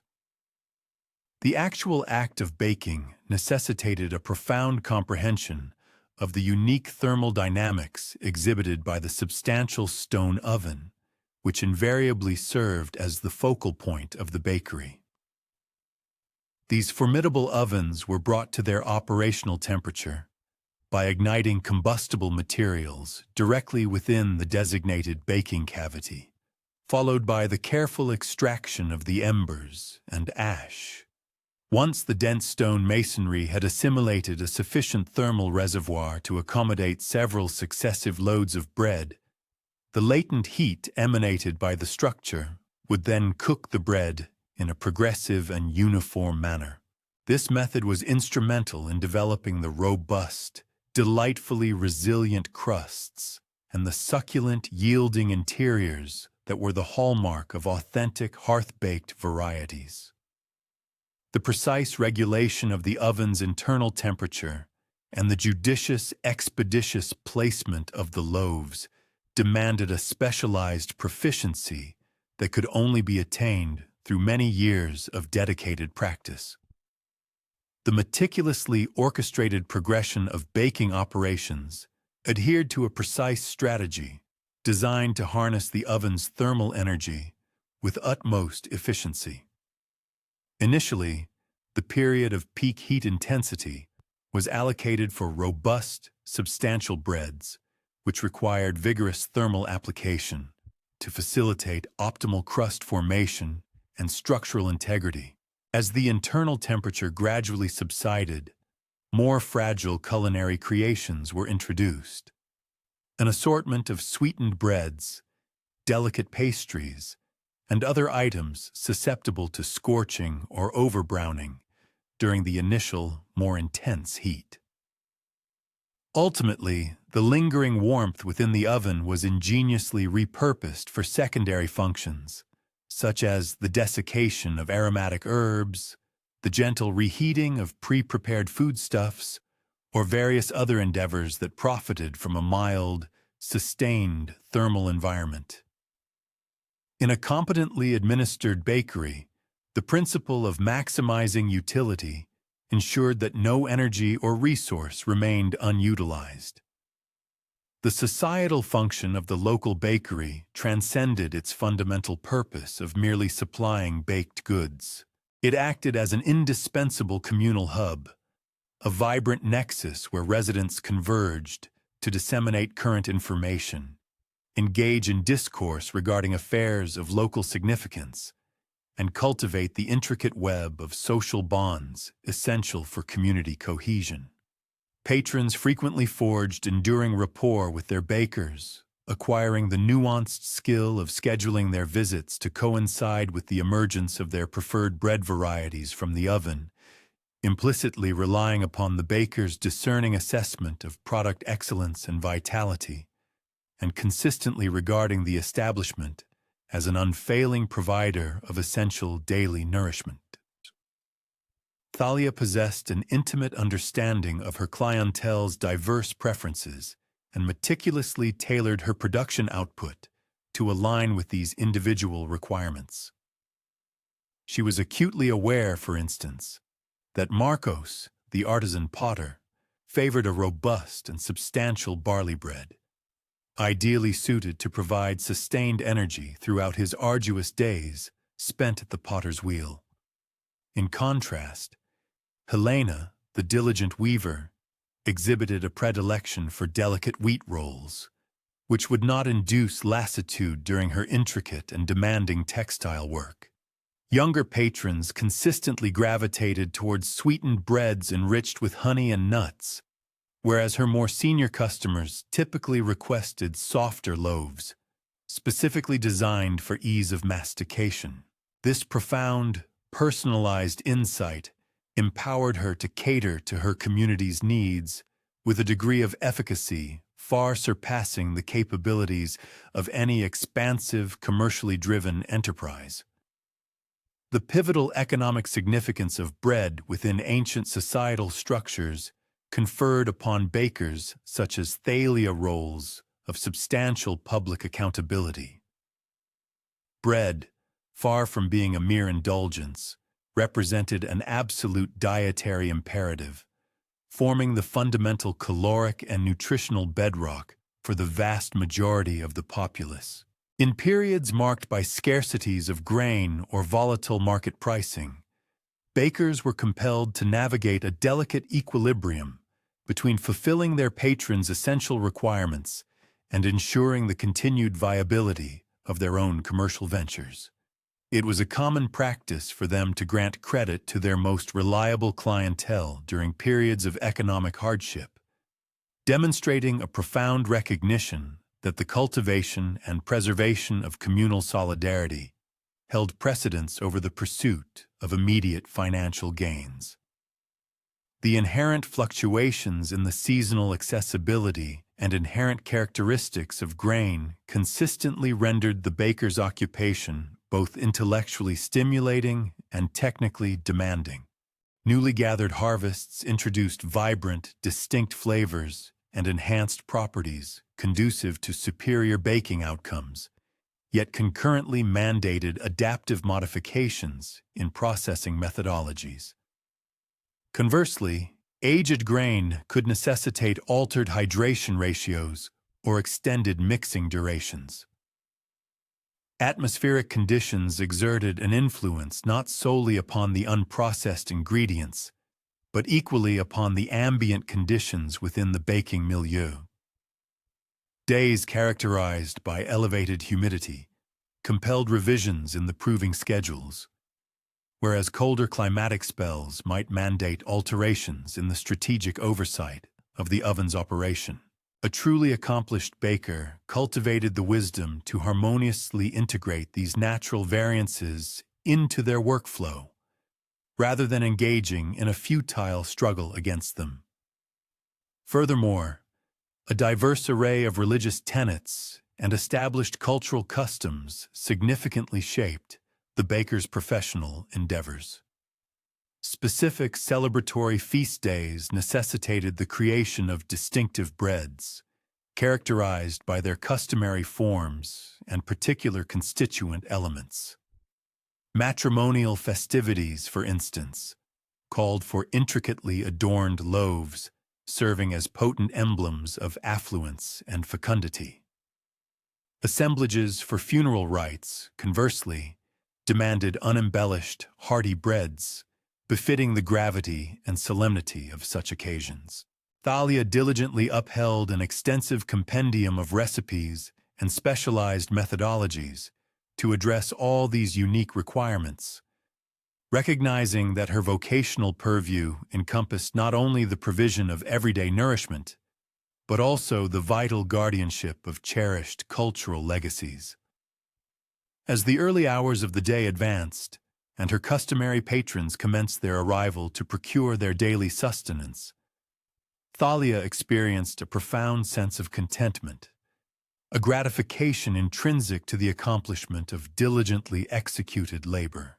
The freshly baked loaves, arranged in orderly rows upon the wooden cooling racks, stood as tangible testaments to countless hours of meticulous focus, decades of painstakingly accrued expertise, and an unbroken lineage of specialized wisdom meticulously transmitted across generations within the venerable guild of bakers.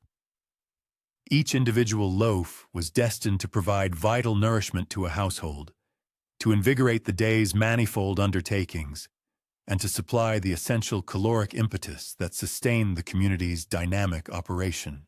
With the advent of the following dawn, she would recommence her ancient vocation, confronting new batches of dough, embracing fresh challenges, and seizing renewed opportunities to refine the venerable artistry that transmuted elemental components into the very sustenance of existence. One might ponder what other indispensable services, vital to the preservation of the intricate daily rhythms of ancient Greek civilization, similarly necessitated such unwavering, day-to-day diligence and meticulous focus. In a parallel fashion to how artisans such as Thalia provided vital daily sustenance to their respective communities, the dedicated couriers and swift-footed runners of ancient Greece sustained the essential conduits of communication between geographically disparate locales through their steadfast and unflagging commitment. Philippus, with a practiced motion, settled the robust leather satchel slung across his shoulder into a comfortable position before embarking from the venerable city of Athens precisely as the first light of dawn illuminated the majestic contours of Mount Pentelicus. This marked the commencement of yet another arduous expedition, destined to convey critical dispatches, personal correspondence, and official decrees across the formidable, undulating topography that demarcated one city-state from another. His specific objective for this particular day was Corinth, a journey estimated to require 2 full days of relentless locomotion across routes that varied considerably, sometimes comprising meticulously laid stone thoroughfares, at other times merely earthen tracks, and occasionally dissolving into nothing more than faint impressions traversing untamed wilderness. The demanding existence of a professional courier necessitated a rare convergence of robust physical stamina, extensive topographical comprehension, and sophisticated interpersonal abilities, attributes that were seldom found collectively in many individuals. Philippus, for instance, was compelled to possess the formidable strength requisite for traversing distances of 20 or 30 miles daily on foot, burdened not solely with the dispatches themselves, but also with the provisions indispensable for expeditions spanning multiple days. He was obliged to retain an intimate familiarity with the established thoroughfares, the dependable waypoints for rest and replenishment, and the predictable seasonal perils that could impede transit. Furthermore, his character had to inspire a degree of unwavering confidence, such that civic administrators, astute traders, and private individuals would unhesitatingly commit to his care highly sensitive correspondences, irreplaceable records, and time-critical intelligence that directly impacted the economic well-being and, at times, the very existence of individuals.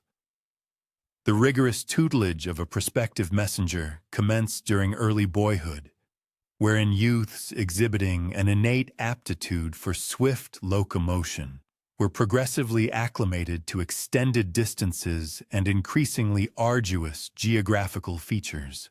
The nascent Philippus initiated his training by relaying communications between various districts within the sprawling urban fabric of Athens, thereby assimilating the city's labyrinthine street configurations, steadily developing the muscular fortitude in his legs essential for sustained perambulation, and cultivating the consistent, measured gait that enabled a runner to traverse the greatest possible expanse without succumbing to debilitating fatigue. Upon demonstrating unwavering dependability on shorter excursions, he was subsequently entrusted with more substantial assignments, ultimately progressing to the demanding intercity pathways that constituted the foundational infrastructure of the Hellenic communication systems. The very thoroughfares themselves served as historical chronicles, narrating the saga of countless centuries marked by incremental enhancements and extensive proliferation. Certain established arteries trace the trajectory of primeval pathways, indelibly marked by the ceaseless passage of innumerable generations of wayfarers, ranging from pastoralists guiding their flocks to ephemeral grazing lands, to merchants conveying commodities between bustling emporiums, to devout pilgrims journeying to sacred sanctuaries, and military contingents deploying across various domains.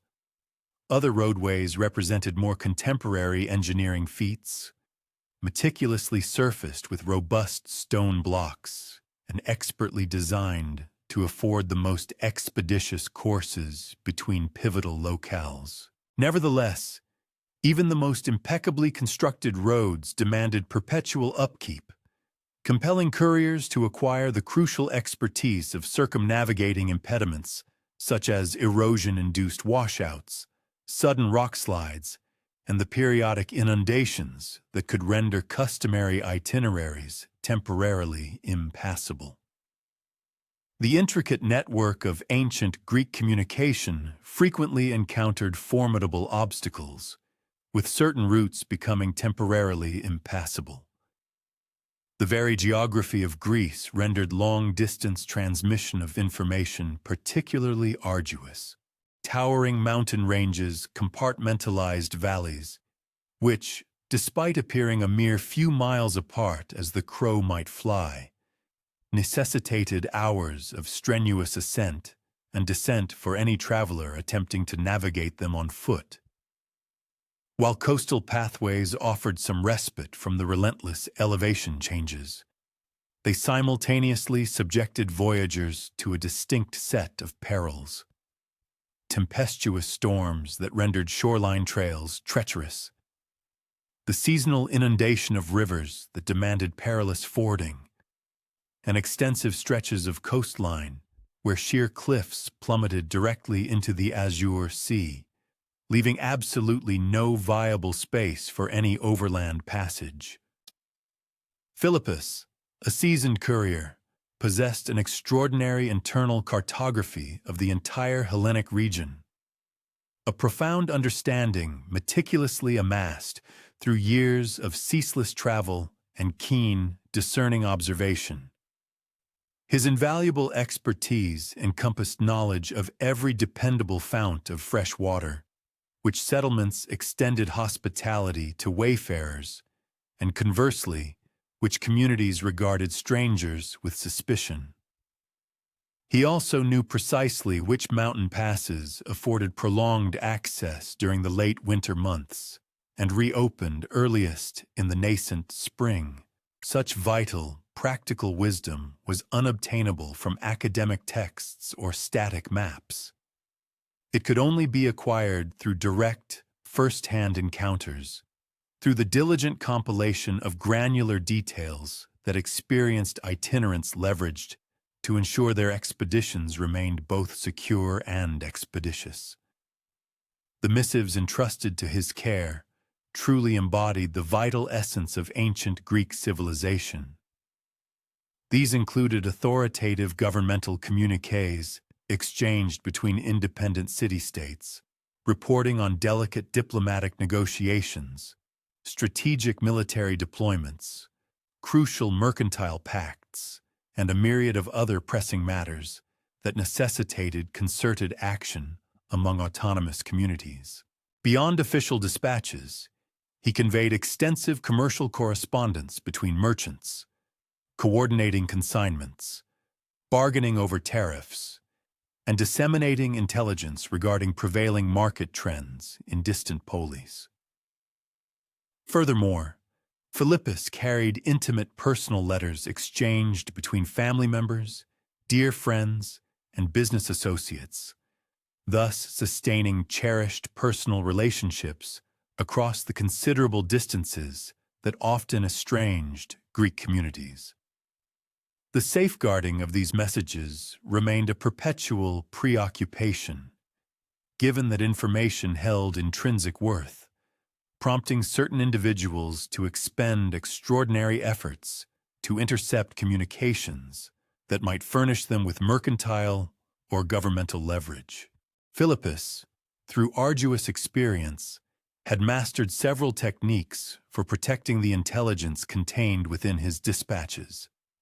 These included sophisticated cryptographic methods that obfuscated sensitive data, the practice of sending duplicate transmissions via divergent routes to guarantee that at least one copy reached its destination safely, and the employment of specific authentication protocols that allowed him to confirm the bona fides of the designated addressees.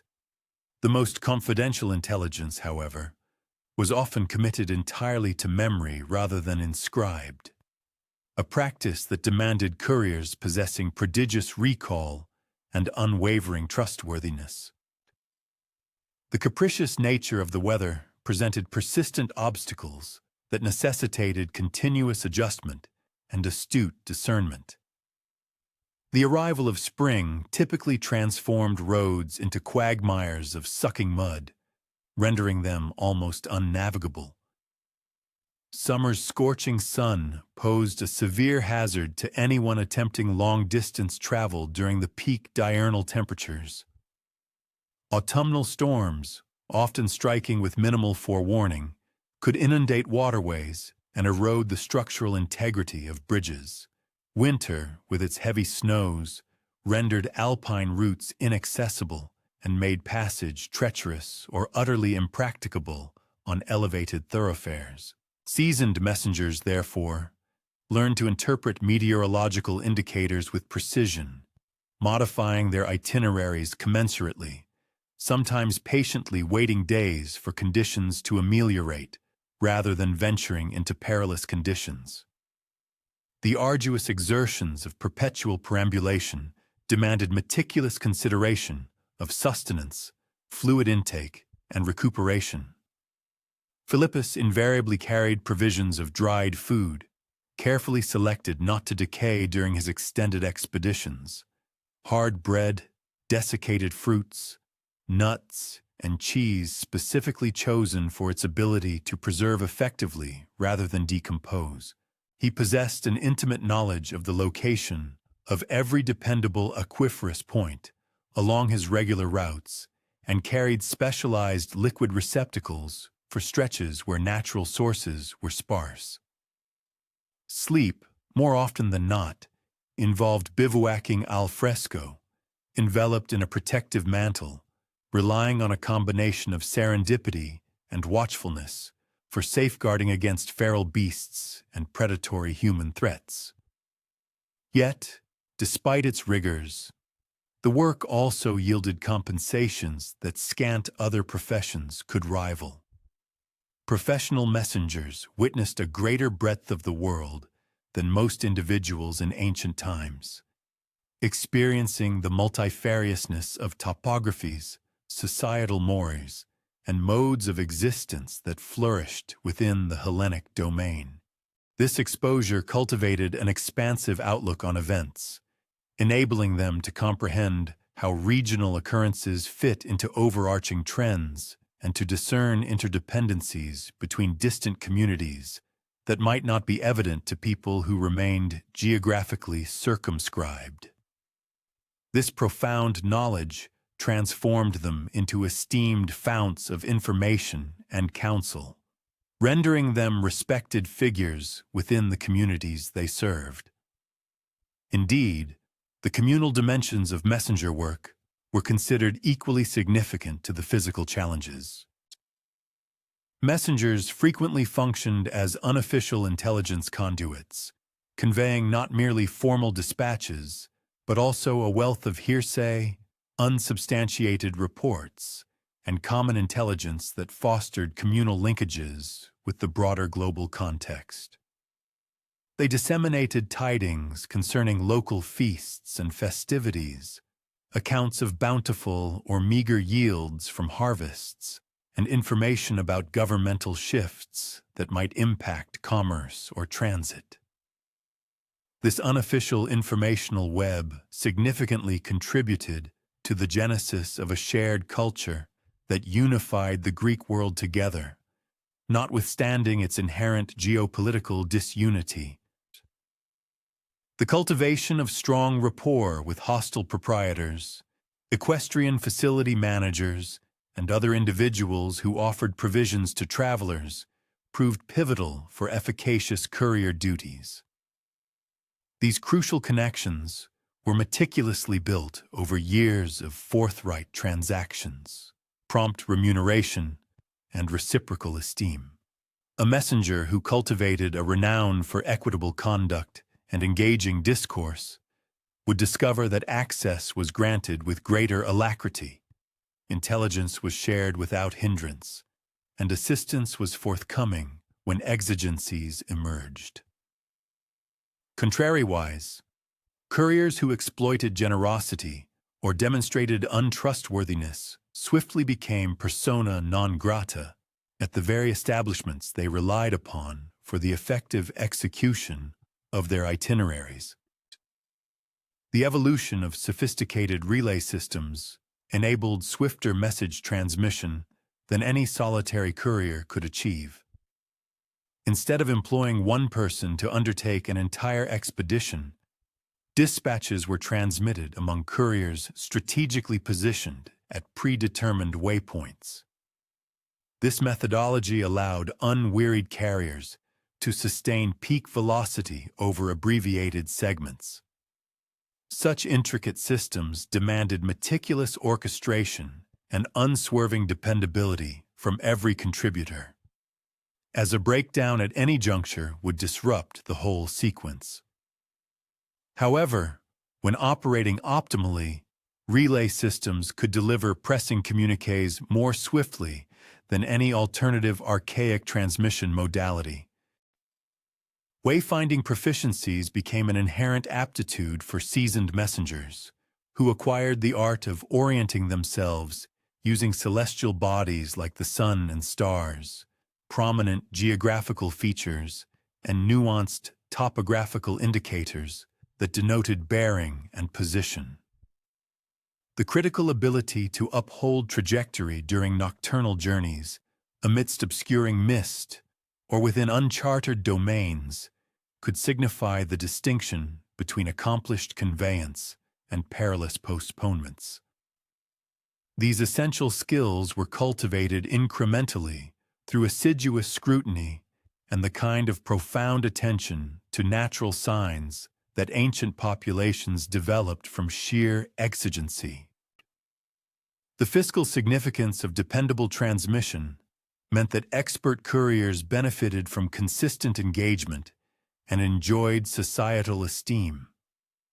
Notwithstanding the arduous exertions of their profession, traders relied upon them for intelligence regarding mercantile trends.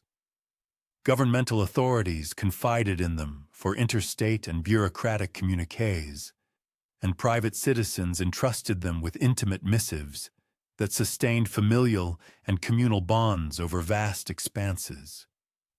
This profound reliance engendered vocational stability, but also considerable accountability, since breakdowns in transmission could have grave repercussions for all parties implicated. As Philippus presently arrives at the midpoint of his expedition toward Corinth and pauses for repose at an accustomed hostelry, he contemplates the profound significance his work plays in preserving the linkages that unify Hellenic society. Each dispatch he conveys symbolizes a filament in the intricate tapestry of interdependencies, governmental, mercantile, and individual, that enables widely dispersed polis to operate as a coherent civilization.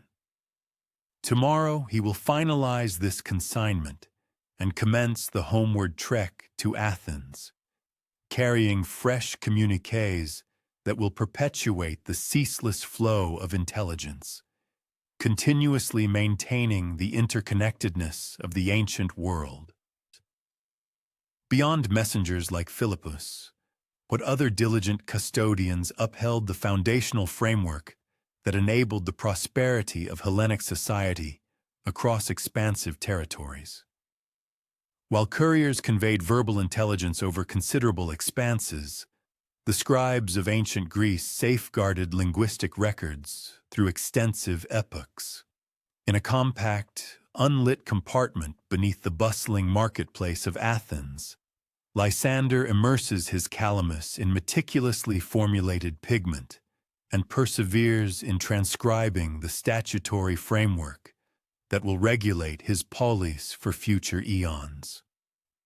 Each letter must be impeccably rendered, each word accurately transcribed, and each line judiciously aligned. An error in juridical texts possesses the potential to distort interpretations, introduce ambiguities, or even nullify critical stipulations. This demanding work requires unwavering focus, boundless forbearance, and a profound veneration for the inscribed utterance that scant individuals in this predominantly verbal society could completely comprehend. Lysander assimilated his specialized vocation through time-honored methods, dedicating numerous years as a neophyte under the tutelage of venerable master scribes. These seasoned mentors imparted not merely the intricate technical dexterity required for script production, but also imbued in him a profound comprehension of the weighty obligations associated with safeguarding crucial historical and legal records. His rigorous education commenced with the meticulous art of readying scribal implements and surfaces, a process that encompassed the precise shaping of reed pens to achieve optimal sharpness and pliancy. Concurrently, he mastered the alchemy of concocting durable inks, formulated to resist the ravages of time and maintain their clarity for untold generations. Furthermore, he acquired the expertise necessary for treating parchment and papyrus substrates, ensuring these delicate mediums would readily receive ink without bleed and retain their structural integrity through the ages, thereby guaranteeing the longevity of the inscribed word. The corporeal rigors inherent in the scribe's profession diverge significantly from the exertions experienced by couriers or artisans, yet their authenticity and severity remain undeniably potent. Prolonged periods spent hunched over expansive writing surfaces invariably precipitate persistent ailments of the spine and cervical region, manifesting as chronic back and neck complaints. The exacting nature of intricate calligraphic work places immense stress upon the visual faculties, a strain exacerbated when illumination is limited to the flickering glow of an oil lamp or the soft luminescence of a candle.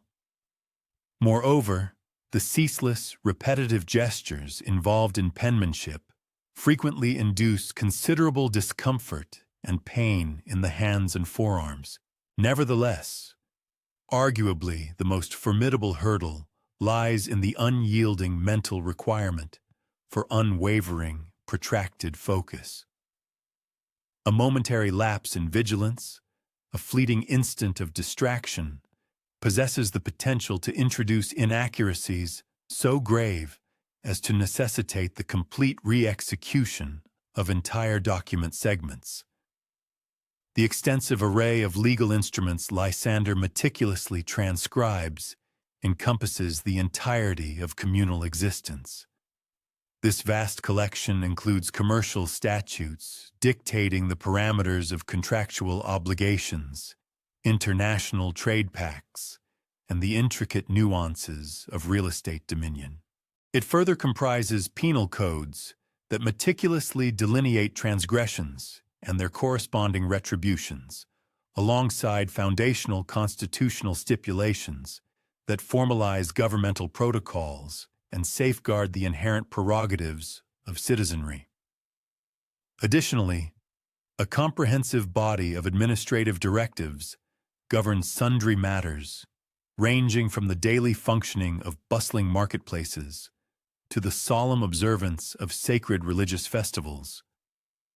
Each distinct category of these vital records mandates unique presentation styles, varying degrees of granular information, and tailored methodologies for structural arrangement and inter-document cross-referencing, reflecting their specific purpose and audience.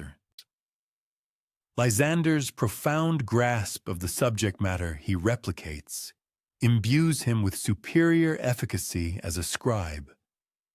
This intrinsic understanding empowers him to discern potential inaccuracies that may have surreptitiously infiltrated original texts, and to uphold an unwavering uniformity in the specialized lexicon of legal discourse.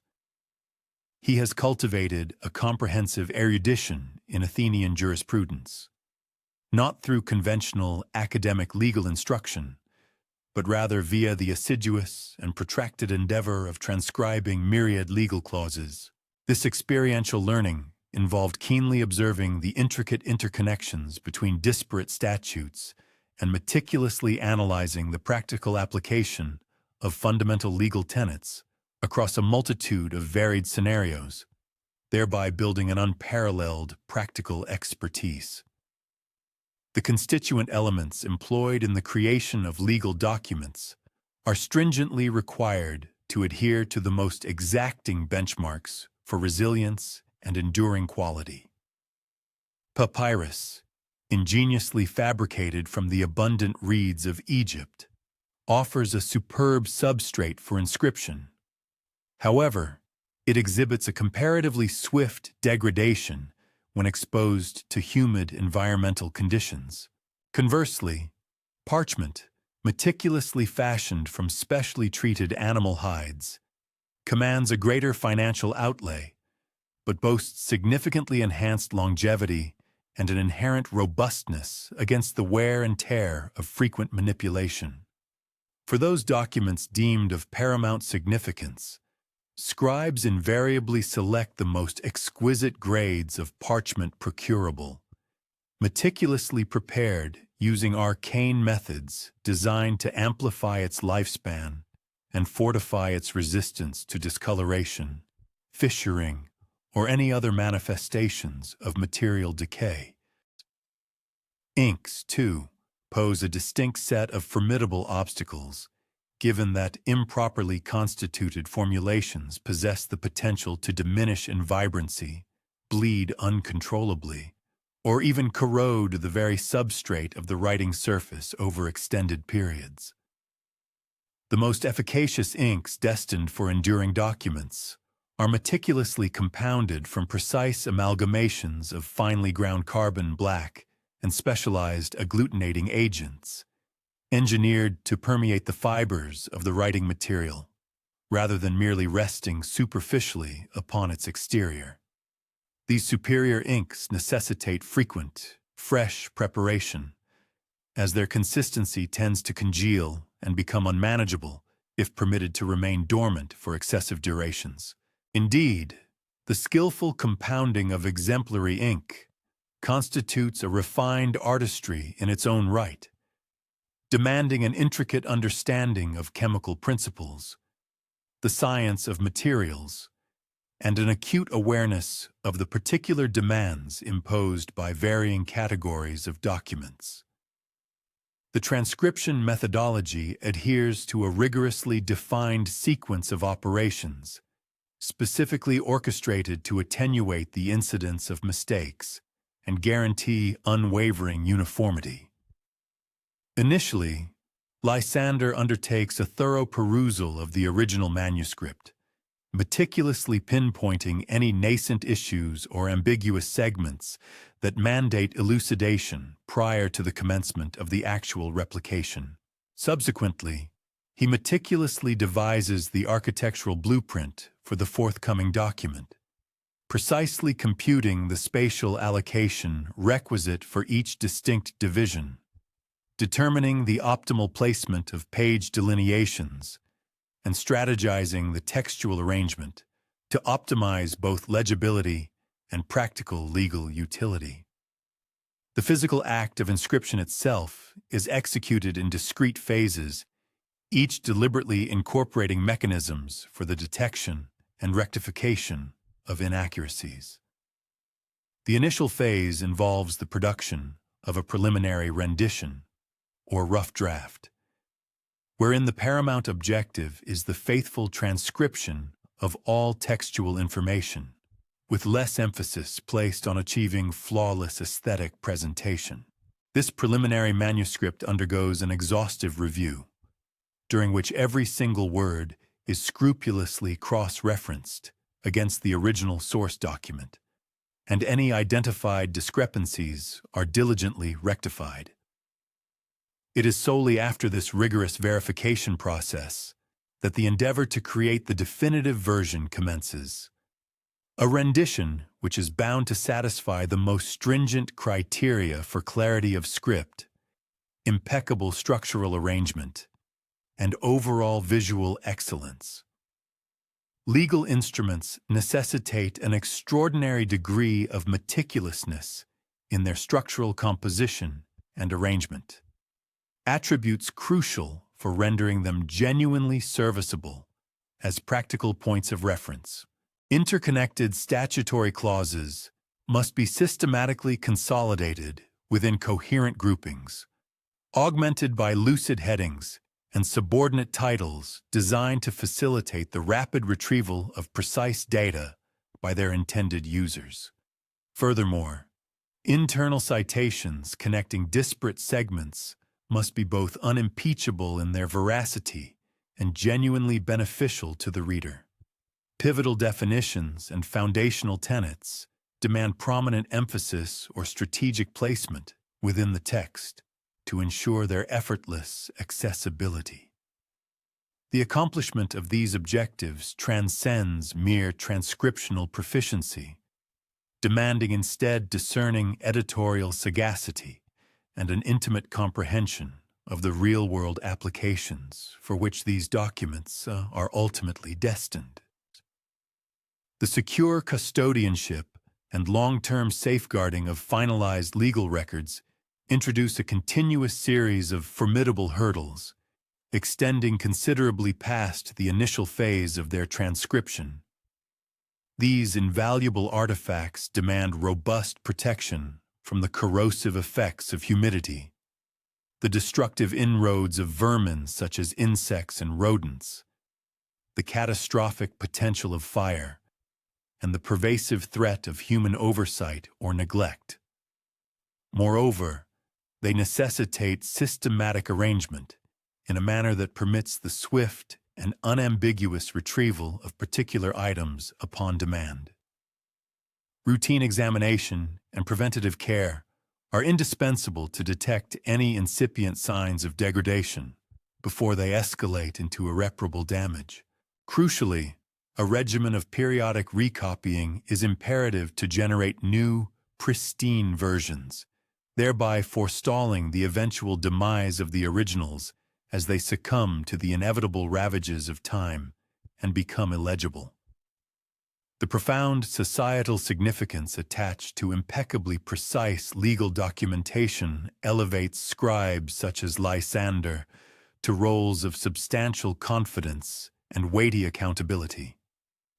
Common citizens, enterprising merchants, and authoritative government functionaries alike rely implicitly upon these legal instruments for the safeguarding of their entitlements, the equitable arbitration of disagreements, and judicious direction amidst intricate predicaments. Inaccuracies introduced during the transcription of legal texts carry the potential for dire ramifications, including the nullification of binding agreements, the establishment of unjustifiable benefits for certain litigants, or the utter obfuscation of statutory mandates within particular contexts, rendering the true legal requirement unknowable.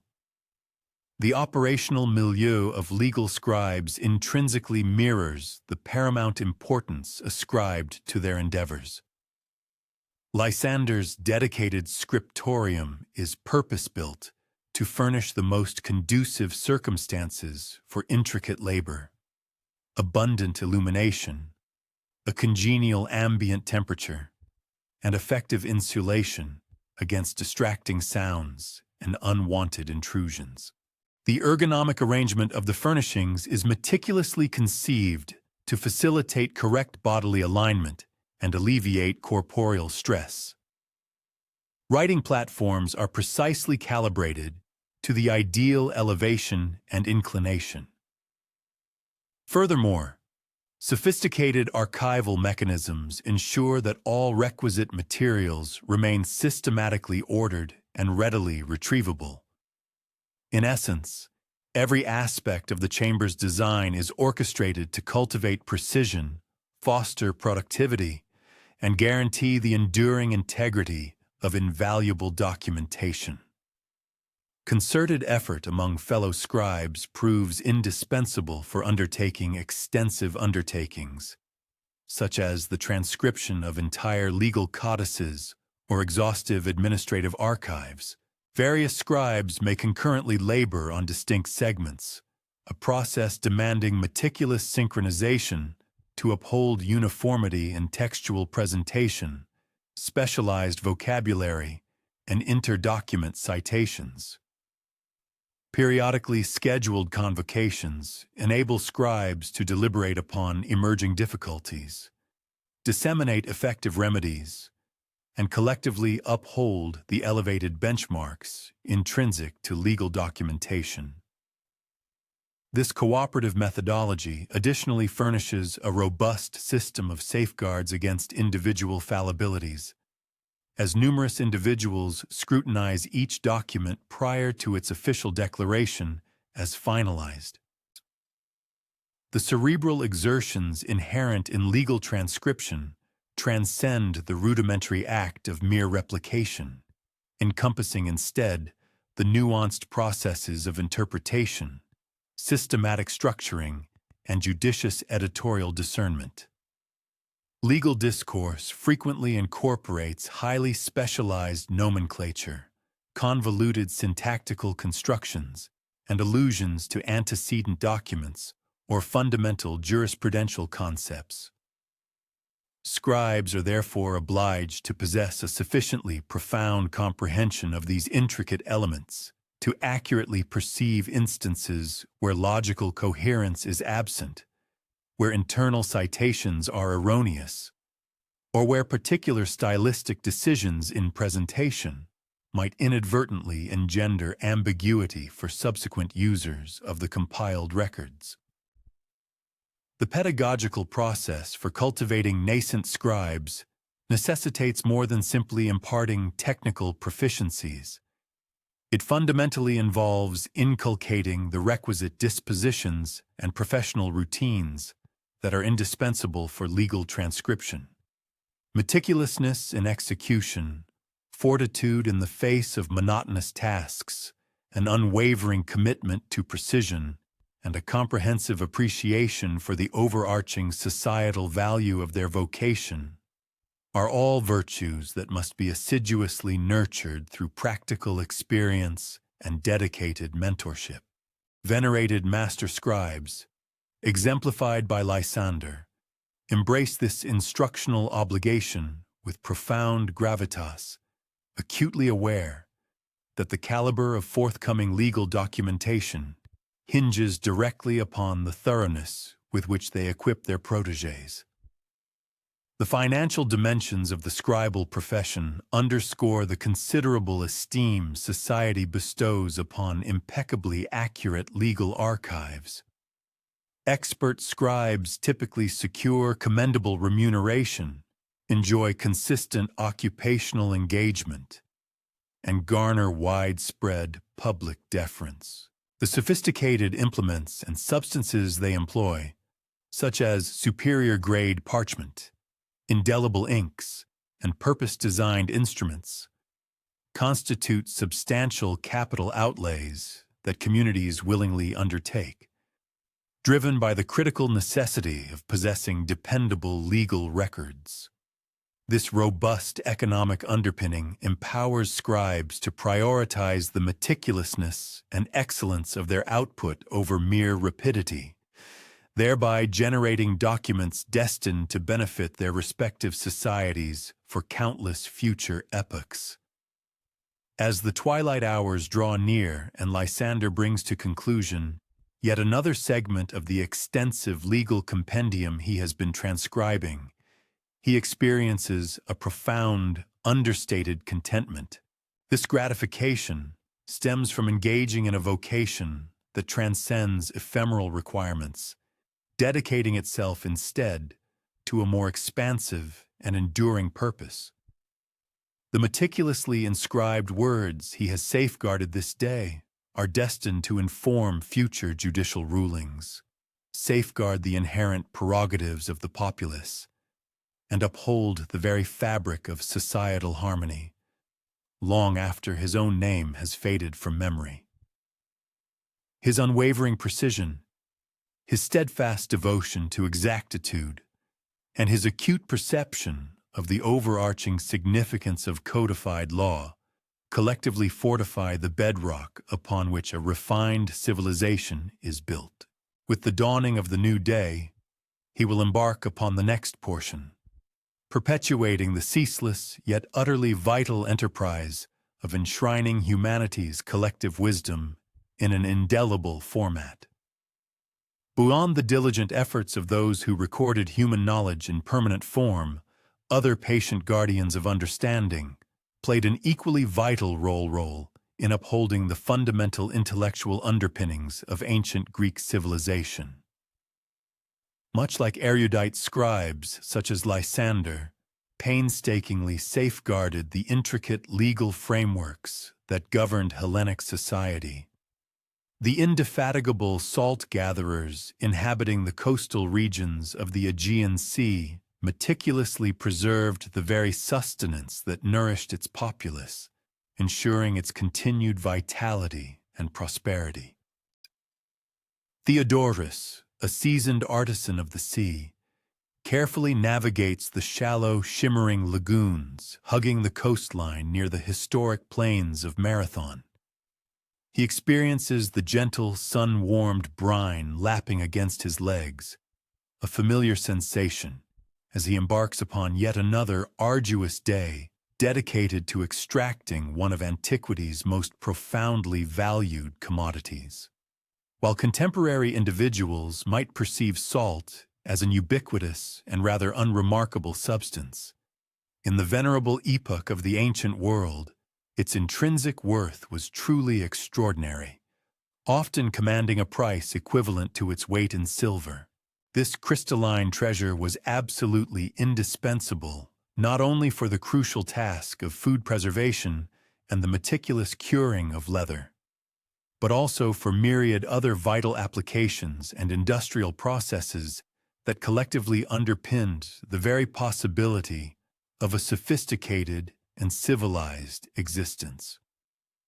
The intricate methodology involved in meticulously gathering salt from the vast expanse of seawater demands a profound reservoir of patience, impeccable timing, and an exceptionally intimate understanding of the unique local environmental conditions, an expertise that typically necessitates many years of dedicated observation and practical experience to fully cultivate.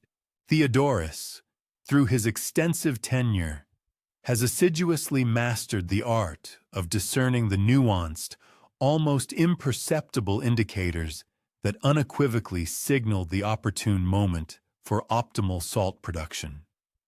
He expertly interprets the precise confluence of ambient temperature, atmospheric humidity, prevailing wind patterns, and the rhythmic ebb and flow of tidal cycles, all of which coalesce to forge the quintessential environment conducive to efficient natural evaporation. A deluge of excessive rainfall, for instance, would inevitably dilute the concentrated brine, rendering it less potent.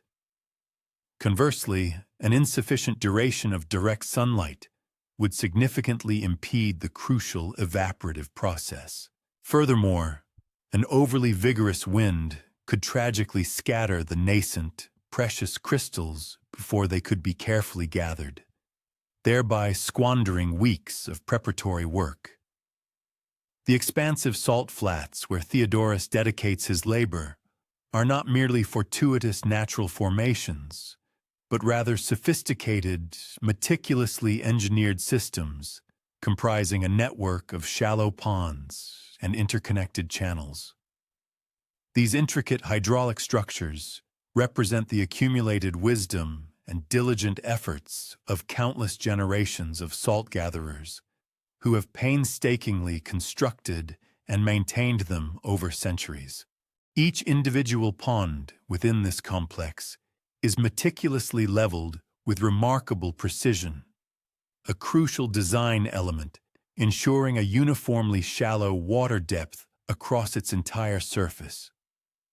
Their bases are expertly lined with impervious clay, a material chosen specifically to prevent any undesirable seepage of the precious brine, while strategically placed wooden gates precisely regulate the controlled flow of water between distinct sections of the system.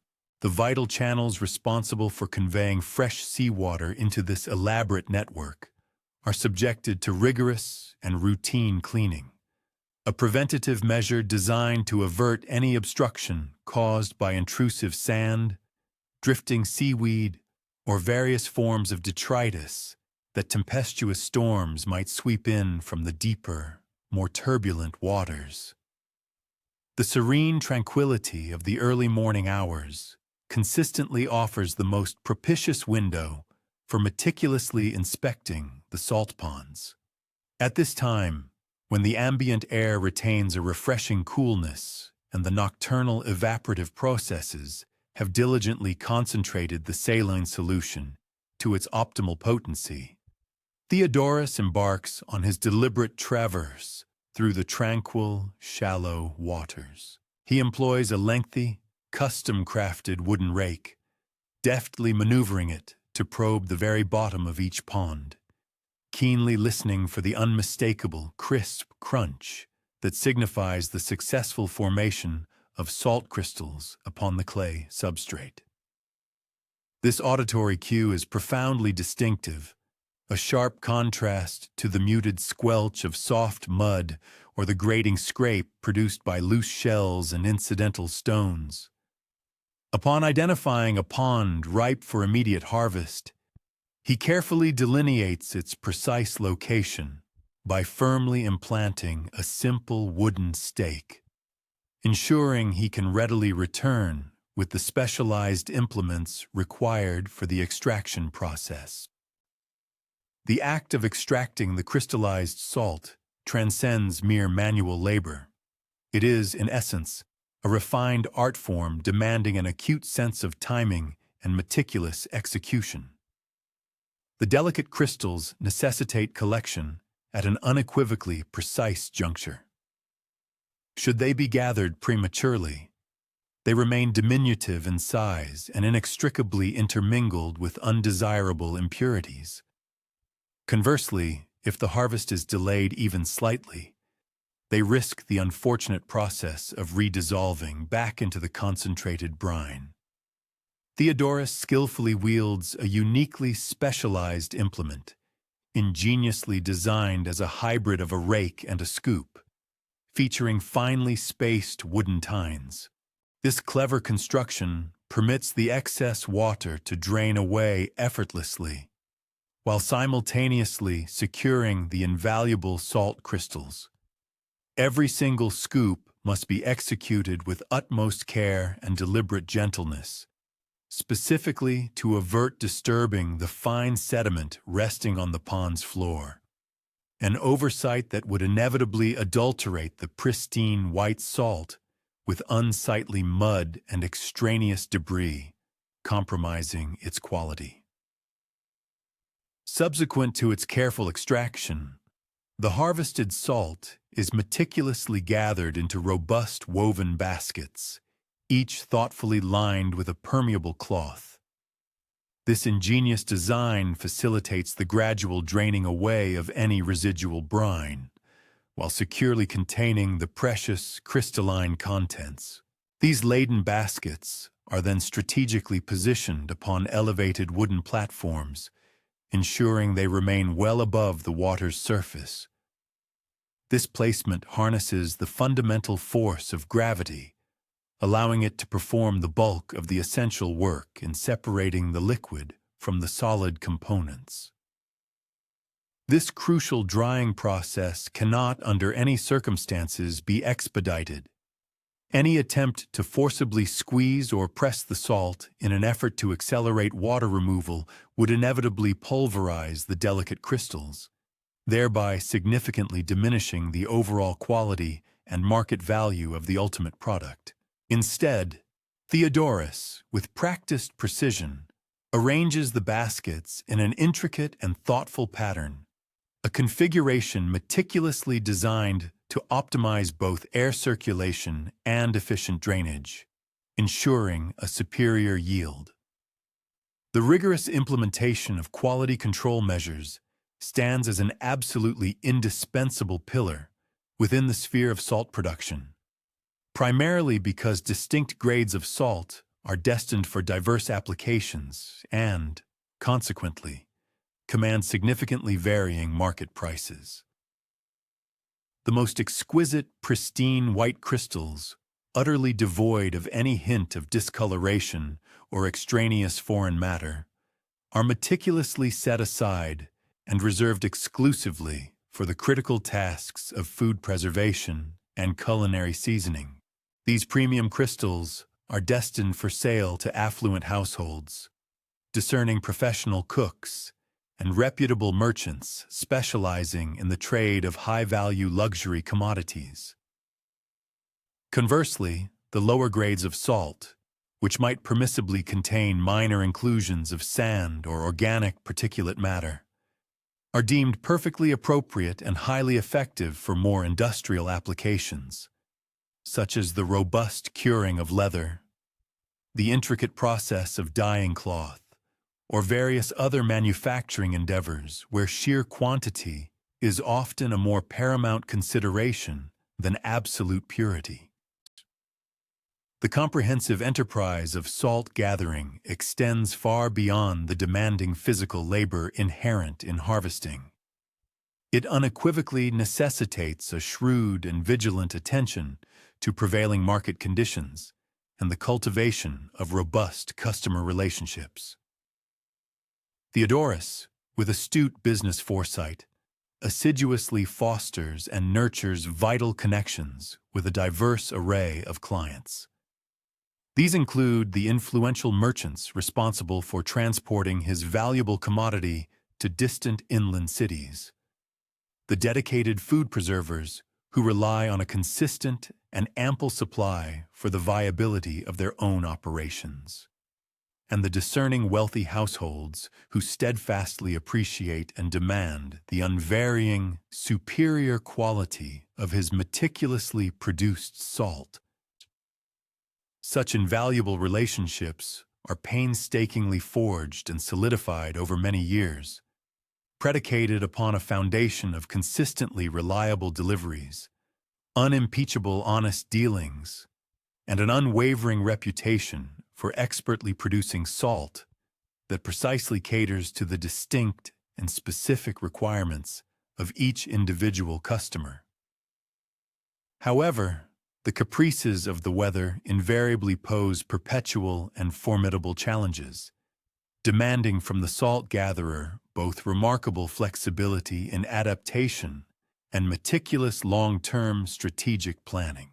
For instance, a mere week of torrential rainfall possesses the devastating potential to completely ruin an entire batch of salt in its critical developmental stages, thereby compelling the gatherer to undertake the arduous task of draining the affected ponds and initiating the entire laborious process anew with fresh seawater.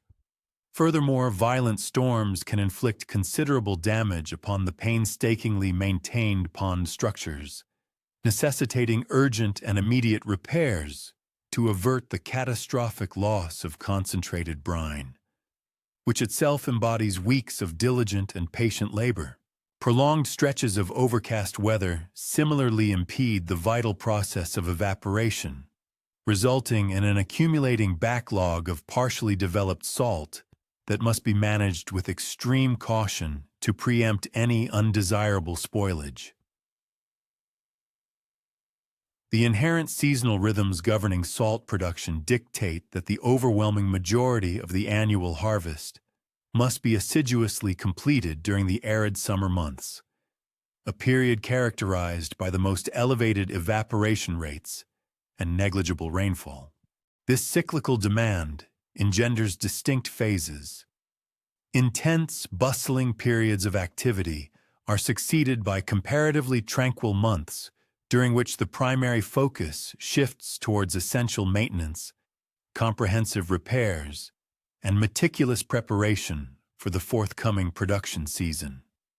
Throughout the colder winter, Theodorus diligently undertakes the crucial tasks of mending and enhancing his intricate pond systems, engaging in strategic negotiations for contracts with his clientele for the subsequent year, and expertly processing the substantial quantities of stored salt accumulated from the preceding summer harvests, meticulously sorting and packaging it into its various designated grades.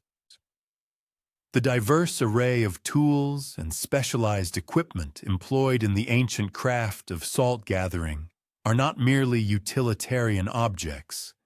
They are highly particularized items demanding an equivalent degree of diligent maintenance and meticulous care as that bestowed upon the elaborate salt ponds themselves. Wooden implements, for instance, are regularly treated with specific oils, carefully selected for their ability to prevent decay and rot, without introducing any undesirable contaminants to the delicate salt. Metallic components, conversely, are scrupulously preserved free from any trace of rust, which would inevitably impart an unsightly discoloration to the pristine final product. Woven baskets, crucial for collection, are either promptly repaired or entirely replaced well before any wear and tear can create apertures that might permit the valuable salt to escape. Even the humble cloth linings, though seemingly minor, must be chosen with profound discernment and maintained with exceptional vigilance. Various weaves inherently offer differing drainage rates, and seemingly innocuous dyes or chemical treatments if not properly vetted, possess the potential to subtly but detrimentally alter both the delicate taste and the immaculate appearance of the finished salt. The profound body of knowledge indispensable for achieving successful salt production encompasses an intricate understanding of chemistry, meteorology, and engineering. A sophisticated interdisciplinary command that stands in compelling rivalry with virtually any other esteemed ancient craft. Salt gatherers are compelled to comprehend, for instance, the precise mechanisms by which various dissolved minerals selectively crystallize at differing concentrations within the brine. They must also grasp how atmospheric pressure subtly yet significantly influences the critical rates of evaporation, and crucially, how to expertly design, construct, and diligently maintain the complex hydraulic systems that meticulously regulate the flow of water through an intricate network of multiple interconnected ponds.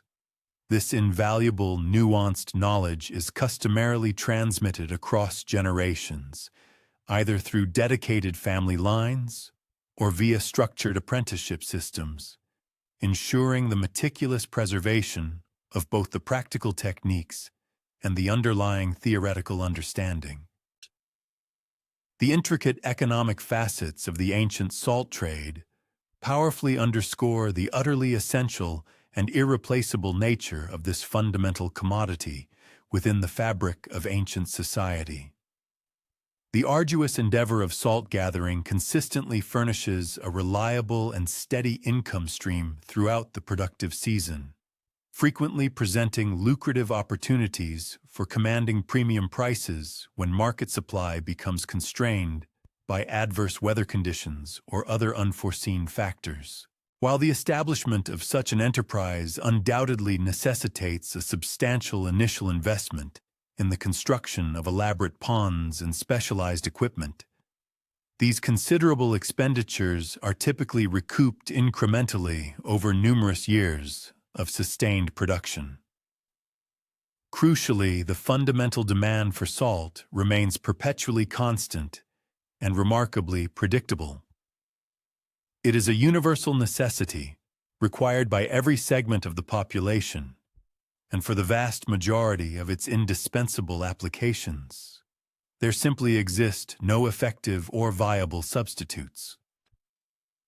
Paradoxically, the inherent competition among various salt gatherers serves as a potent catalyst, actively fostering both innovation and continuous quality improvement, while simultaneously upholding the crucial cooperative relationships that are absolutely essential for the reciprocal sharing of invaluable knowledge and scarce resources.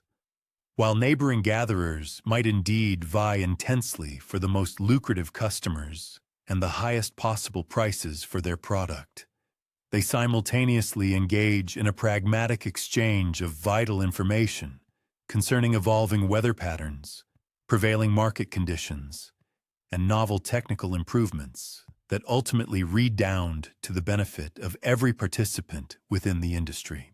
Moreover, in moments of acute crisis or dire emergency, such as the devastation wrought by major storms or the debilitating failure of critical equipment, these erstwhile competitors seamlessly transform into indispensable collaborators, readily lending specialized tools, sharing precious workspace, or even furnishing temporary labor to mutually assist one another in sustaining their vital production efforts. The societal standing accorded to salt gatherers eloquently mirrors the profound importance of their indispensable product, yet it simultaneously acknowledges the arduous physical demands and inherent economic uncertainties that characterize their demanding vocation. They are widely regarded and respected as highly skilled craftsmen, individuals who render truly essential services to their communities. Nevertheless, despite their crucial role, they typically do not attain positions of significant wealth or wield substantial influence within broader political or cultural spheres.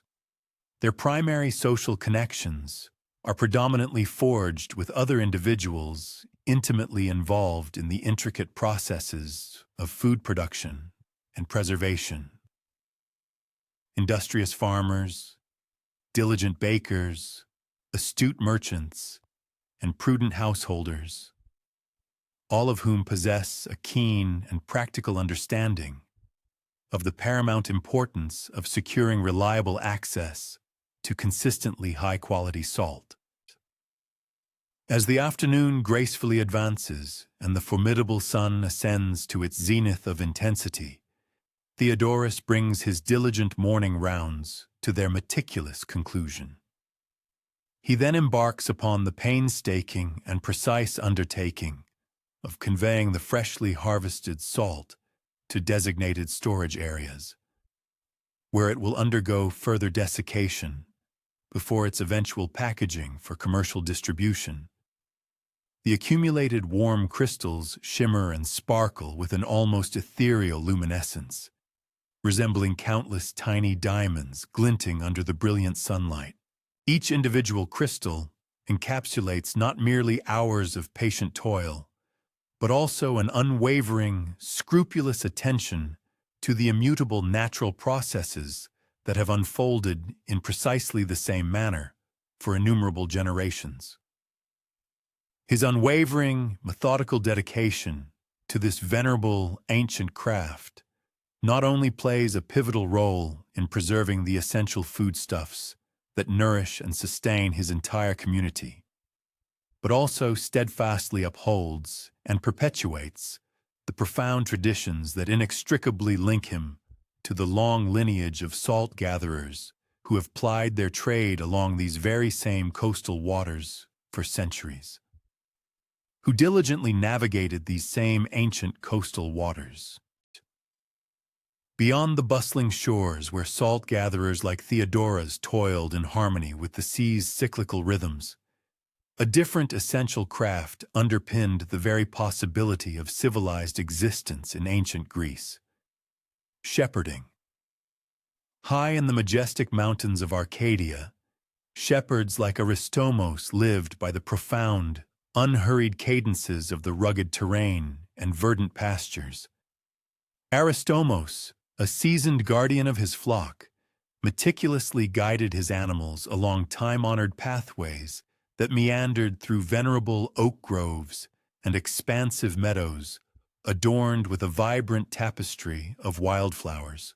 These routes, etched into the landscape by countless generations of his forebears, led to the very slopes of Arcadia's mountains, which ascended in gentle, undulating waves towards the azure sky. These elevated lands, richly carpeted with a diverse array of grasses and fragrant herbs, were renowned throughout Greece for yielding the sweetest milk and the most exquisite wool. Shepherding within these formidable mountains demanded an intimate and profound understanding of the land, extending far beyond the mere recognition of where forage grew. Aristomos possessed an almost preternatural ability to decipher the impending weather by observing the specific formations of clouds around particular peaks. He could accurately forecast the availability of vital water resources by discerning the subtle hues of vegetation in distant valleys, and he instinctively knew the precise locations of secure shelters that would safeguard his precious flock from the sudden onslaught of violent storms or the stealthy menace of predators. This invaluable corpus of knowledge, a sacred legacy, had been meticulously transmitted through his family line for generations, refined and honed by countless years of direct experience and astute observation, culminating in a comprehensive and symbiotic understanding of how to collaborate with, rather than contend against, the intricate natural systems. The sheep themselves were far from the stereotypical fluffy, docile creatures commonly associated with contemporary farms. Instead, They were robust, remarkably intelligent animals, inherently adapted to the demanding rigors of mountain life. These resilient creatures had learned to meticulously heed Aristomos's nuanced signals, a distinctive whistle that unequivocally commanded "move uphill," a precise hand gesture that clearly indicated "stay together," and even a subtle alteration in his walking pace that served as an ominous warning of potential dangers lurking ahead. The profound relationship between this shepherd and his flock was built upon a bedrock of mutual understanding and unwavering trust, painstakingly forged over numerous years of shared experiences within challenging environments, where unwavering cooperation was not merely beneficial, but absolutely indispensable for their collective survival. Each successive season unfurled a distinct array of challenges and promising opportunities, each demanding meticulous forethought and highly adaptable responses. The arrival of spring heralded the necessity of guiding the flock to higher, newly exposed pastures as the winter snows receded and fresh, tender grasses began their vibrant emergence. However, this period also presented the arduous task of navigating treacherous, muddy trails, fording swollen, rushing streams, and meticulously tending to the ewes during the critical birthing season, a time when they required heightened vigilance and unwavering protection. Summer, while offering the most abundant and nourishing grazing, simultaneously brought with it the inherent risks of parching drought, oppressive heat, and a heightened activity of predators, who were naturally more emboldened when food sources were plentiful. As autumn descended, careful preparation for the impending winter became paramount, necessitating the gradual enhancement of the flock's physical condition, while progressively relocating them to lower, more sheltered grazing areas. The daily rhythm of shepherding unfolded in patterns that were both reassuringly predictable and endlessly variable, a testament to the dynamic nature of mountain life. The early morning light invariably brought the critical task of meticulously inspecting each individual animal for any discernible signs of illness or injury, followed by a precise head count of the entire flock to ensure that no member had inadvertently strayed during the long night. Simultaneously, Aristomos would conduct a thorough assessment of the prevailing weather conditions, a crucial step in formulating the day's strategic movement plan. Throughout the day, the flock progressed slowly and deliberately across the sprawling landscape, punctuated by frequent necessary stops for grazing, hydrating at natural water sources, and periods of essential rest. The afternoon hours, often characterized by the day's highest temperatures, saw the sheep instinctively seeking refuge in shaded areas. During these quieter periods, Aristomos would judiciously utilize the time for various essential tasks, such as meticulously repairing his equipment, verifying the contents and security of his supply caches, or diligently scouting potential routes for the subsequent day's journey. Navigating the intricate and often perilous mountain terrain demanded a formidable combination of deeply ingrained practical knowledge and an intuitive understanding of both animal behavior and the complex natural systems at play. Aristomos possessed an uncanny ability to read the vast landscape as if it were an intricately detailed map, meticulously noting distinctive landmarks, discerning subtle seasonal transformations, and interpreting nuanced signs that invariably pointed to the most advantageous routes for a myriad of differing conditions. He inherently knew which paths would inevitably become impassable after a deluge of heavy rain, which specific areas were particularly susceptible to dangerous rock slides, and precisely which meadows offered the most abundant and nutritious grazing at various junctures throughout the year. This intricate mental map was not static. It was perpetually refined and updated based on his continuous new observations and the ever-shifting environmental conditions. The essential equipment utilized in mountain shepherding was invariably chosen with extreme discrimination, prioritizing durability, multifaceted functionality, and ease of portability. Aristomos consistently carried a sturdy staff, a versatile implement that served a multitude of crucial purposes. It functioned as a reliable walking aid across uneven terrain, an indispensable tool for gently guiding his sheep, a formidable weapon for self-defense and protection against predatory animals, and even a practical measuring device for accurately gauging the depth of treacherous streams or accumulated snowdrifts. His protective cloak, masterfully woven from the very wool of his flock, offered unparalleled warmth even when thoroughly saturated, and provided steadfast protection against biting winds and scorching sun. Essential provisions such as water containers, food supplies, and materials for on-the-spot repairs were meticulously selected based on their optimal weight-to-utility ratio and their proven resilience to withstand the inevitable rough handling encountered in the most arduous conditions. Effective predator management was an ongoing, demanding task that necessitated constant vigilance and a diverse repertoire of strategies, always seeking a delicate equilibrium between safeguarding the flock and maintaining a profound respect for the inherent natural ecosystem. Formidable threats such as wolves, bears, and large felines all posed significant dangers, as did smaller, more cunning predators like foxes, who might opportunistically target vulnerable young lambs or ailing animals. Aristomos strategically deployed guard dogs, specifically bred and rigorously trained for the demanding exigencies of mountain work.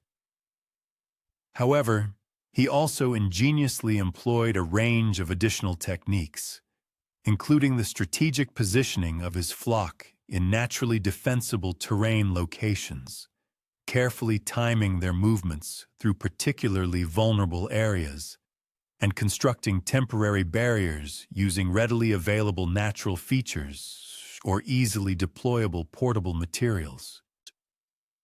The intricate social fabric of shepherding encompassed the vital maintenance of connections with fellow herders, interaction with local communities, and active participation within the broader network of individuals involved in the production of wool and dairy products. Shepherds routinely shared invaluable information regarding grazing conditions, prevailing weather patterns, recent predator activity, and fluctuating market prices through informal yet highly effective networks that spanned the entire geographical region. They meticulously coordinated their movements to prevent the detrimental overgrazing of specific areas and readily offered mutual support during unforeseen emergencies or particularly challenging circumstances. These crucial relationships were assiduously maintained through regular gatherings at traditional meeting places, participation in seasonal festivals, and the time-honored hospitality that shepherds generously extended to weary travelers in remote and isolated areas. Breeding management was a cornerstone of successful shepherding, demanding meticulous long-term planning and the diligent maintenance of detailed records to ensure the sustained health and robust productivity of the flock across multiple generations. Aristomos meticulously tracked bloodlines, assiduously monitored breeding success rates, and made critical decisions regarding which animals to retain for future breeding, which to sell, and which to judiciously trade with other herders to introduce fresh genetic material. These pivotal decisions were predicated on a complex interplay of factors, including the quality of the wool, the yield of milk production, inherent disease resistance, and crucially, the animal's adaptability to the demanding mountain conditions. Qualities that often only became fully apparent as the animals reached full maturity. Seasonal festivals and deeply ingrained religious observances offered invaluable opportunities for shepherds to congregate, exchange vital information, and diligently uphold cultural traditions that inextricably linked them to their rich historical and spiritual heritage. The veneration of Pan, the revered goat-footed deity of shepherds and untamed wilderness, encompassed intricate rituals that profoundly acknowledged humanity's inherent dependence on natural systems and the solemn responsibility that accompanied the stewardship of domestic animals within wild environments. These sacred observances profoundly reinforced the ethical dimensions of shepherding and provided essential spiritual solace for contending with the pervasive isolation and formidable challenges inherent in mountain life. The multifaceted economic aspects of shepherding involved multiple, distinct income streams, each demanding specialized knowledge and acute market awareness. The profitability of wool sales was intrinsically linked to its quality, the timing of its sale, and the cultivation of strong relationships with processors who transformed raw fleece into finished products. The production of dairy items, such as cheese and milk, necessitated a comprehensive understanding of food preservation techniques, efficient transportation logistics, and evolving customer preferences. The sale of live animals involved a discerning evaluation of breeding stock, the quality of their meat, and the fluctuating market demand, which varied both seasonally and regionally. Consequently, truly successful shepherds were compelled to possess a nuanced understanding of all these diverse markets and to meticulously align their management practices accordingly.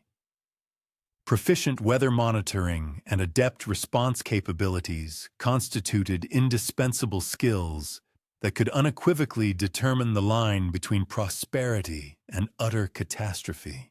In the demanding realm of mountain shepherding, Aristomos had assiduously cultivated the ability to interpret subtle, often imperceptible signs that reliably foretold impending shifts in weather conditions.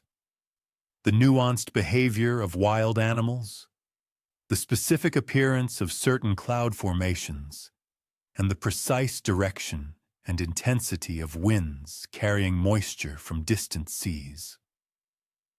This profound meteorological knowledge empowered him to relocate his flock to safety well in advance of approaching storms, to judiciously seek shelter during periods of extreme weather, and to strategically capitalize on favorable conditions for crucial activities such as shearing or breeding. The comprehensive training of young shepherds extended far beyond the mere transmission of technical skills. It profoundly involved instilling the essential attitudes and character traits that mountain life rigorously demanded. Patience, unwavering self-reliance, meticulous observation, and a profound respect for natural systems all had to be diligently cultivated through extensive direct experience and dedicated mentoring. Physical fitness, mental resilience, and the critical ability to make sound decisions under immense pressure were equally paramount. Master shepherds like Aristomos embraced this weighty responsibility with utmost seriousness, acutely aware that the invaluable traditions and profound knowledge they meticulously passed on would ultimately determine the success and endurance of future generations. The imperative for conservation and the sustainable utilization of mountain pastures necessitated a deep understanding of ecological principles that modern environmentalists are only now beginning to fully grasp. Shepherds, through centuries of accumulated experience, had intuitively learned how to effectively manage grazing pressure, proactively prevent soil erosion, meticulously maintain plant biodiversity, and skillfully work in concert with natural succession processes to ensure the enduring productivity of their pastures over countless generations. Their time-honored practices encompassed controlled burning, the strategic timing of grazing rotations, and the judicious protection of particularly sensitive areas during vulnerable periods, such as droughts or extreme weather events. The profound philosophical dimensions inherent in the practice of shepherding inherently involve a deep contemplation of humanity's intricate relationship with the natural world, an exploration into the profound meaning of stewardship, and a careful consideration of the ethical values that should guide human interaction with all other living beings. The profound solitude and pristine natural beauty of high mountain environments offer unparalleled opportunities for genuine reflection, experiences rarely found in more densely populated areas. Consequently, many shepherds develop an exceptionally deep appreciation for the inherent complexity and crucial interdependence of natural systems, fostering a vital humility concerning humanity's true place within the vast, interconnected web of life. As evening gracefully approaches and Aristomos carefully guides his flock towards a sheltered, verdant meadow where they will pass the night, he feels a profound satisfaction. This contentment stems from another day of successful and responsible stewardship within one of the world's most breathtaking yet challenging natural environments. The sheep instinctively settle into their established evening routine of peaceful grazing, gentle socializing, and gradually preparing for rest. Meanwhile, their vigilant shepherd sets up his simple camp, readying himself for a night of watchful slumber beneath a sky where stars gleam with extraordinary brilliance in the crisp, clear mountain air. His patient, skillful care for these animals not only helps sustain the communities dwelling in the valleys below, but also diligently maintains ancient traditions, connecting him directly to generations of past shepherds who found profound meaning and purpose in this demanding but ultimately rewarding way of life.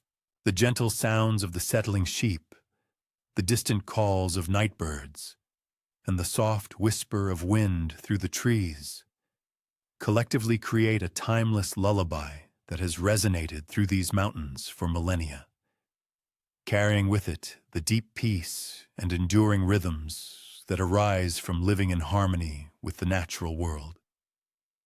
The provided text appears to be incomplete, consisting only of the fragment RLD. To accurately paraphrase the content, maintain its original length and structure, enrich the language, ensure factual consistency, and preserve the intended tone and clarity. A complete body of text is essential. Without the full context and substance of the original message, it is impossible to perform the requested transformation, which involves expanding on thoughts, adding details, and employing diverse grammatical structures to convey its main idea effectively in a third-person, journalistic narrative style. Therefore, to proceed with the paraphrasing task, the complete text is required.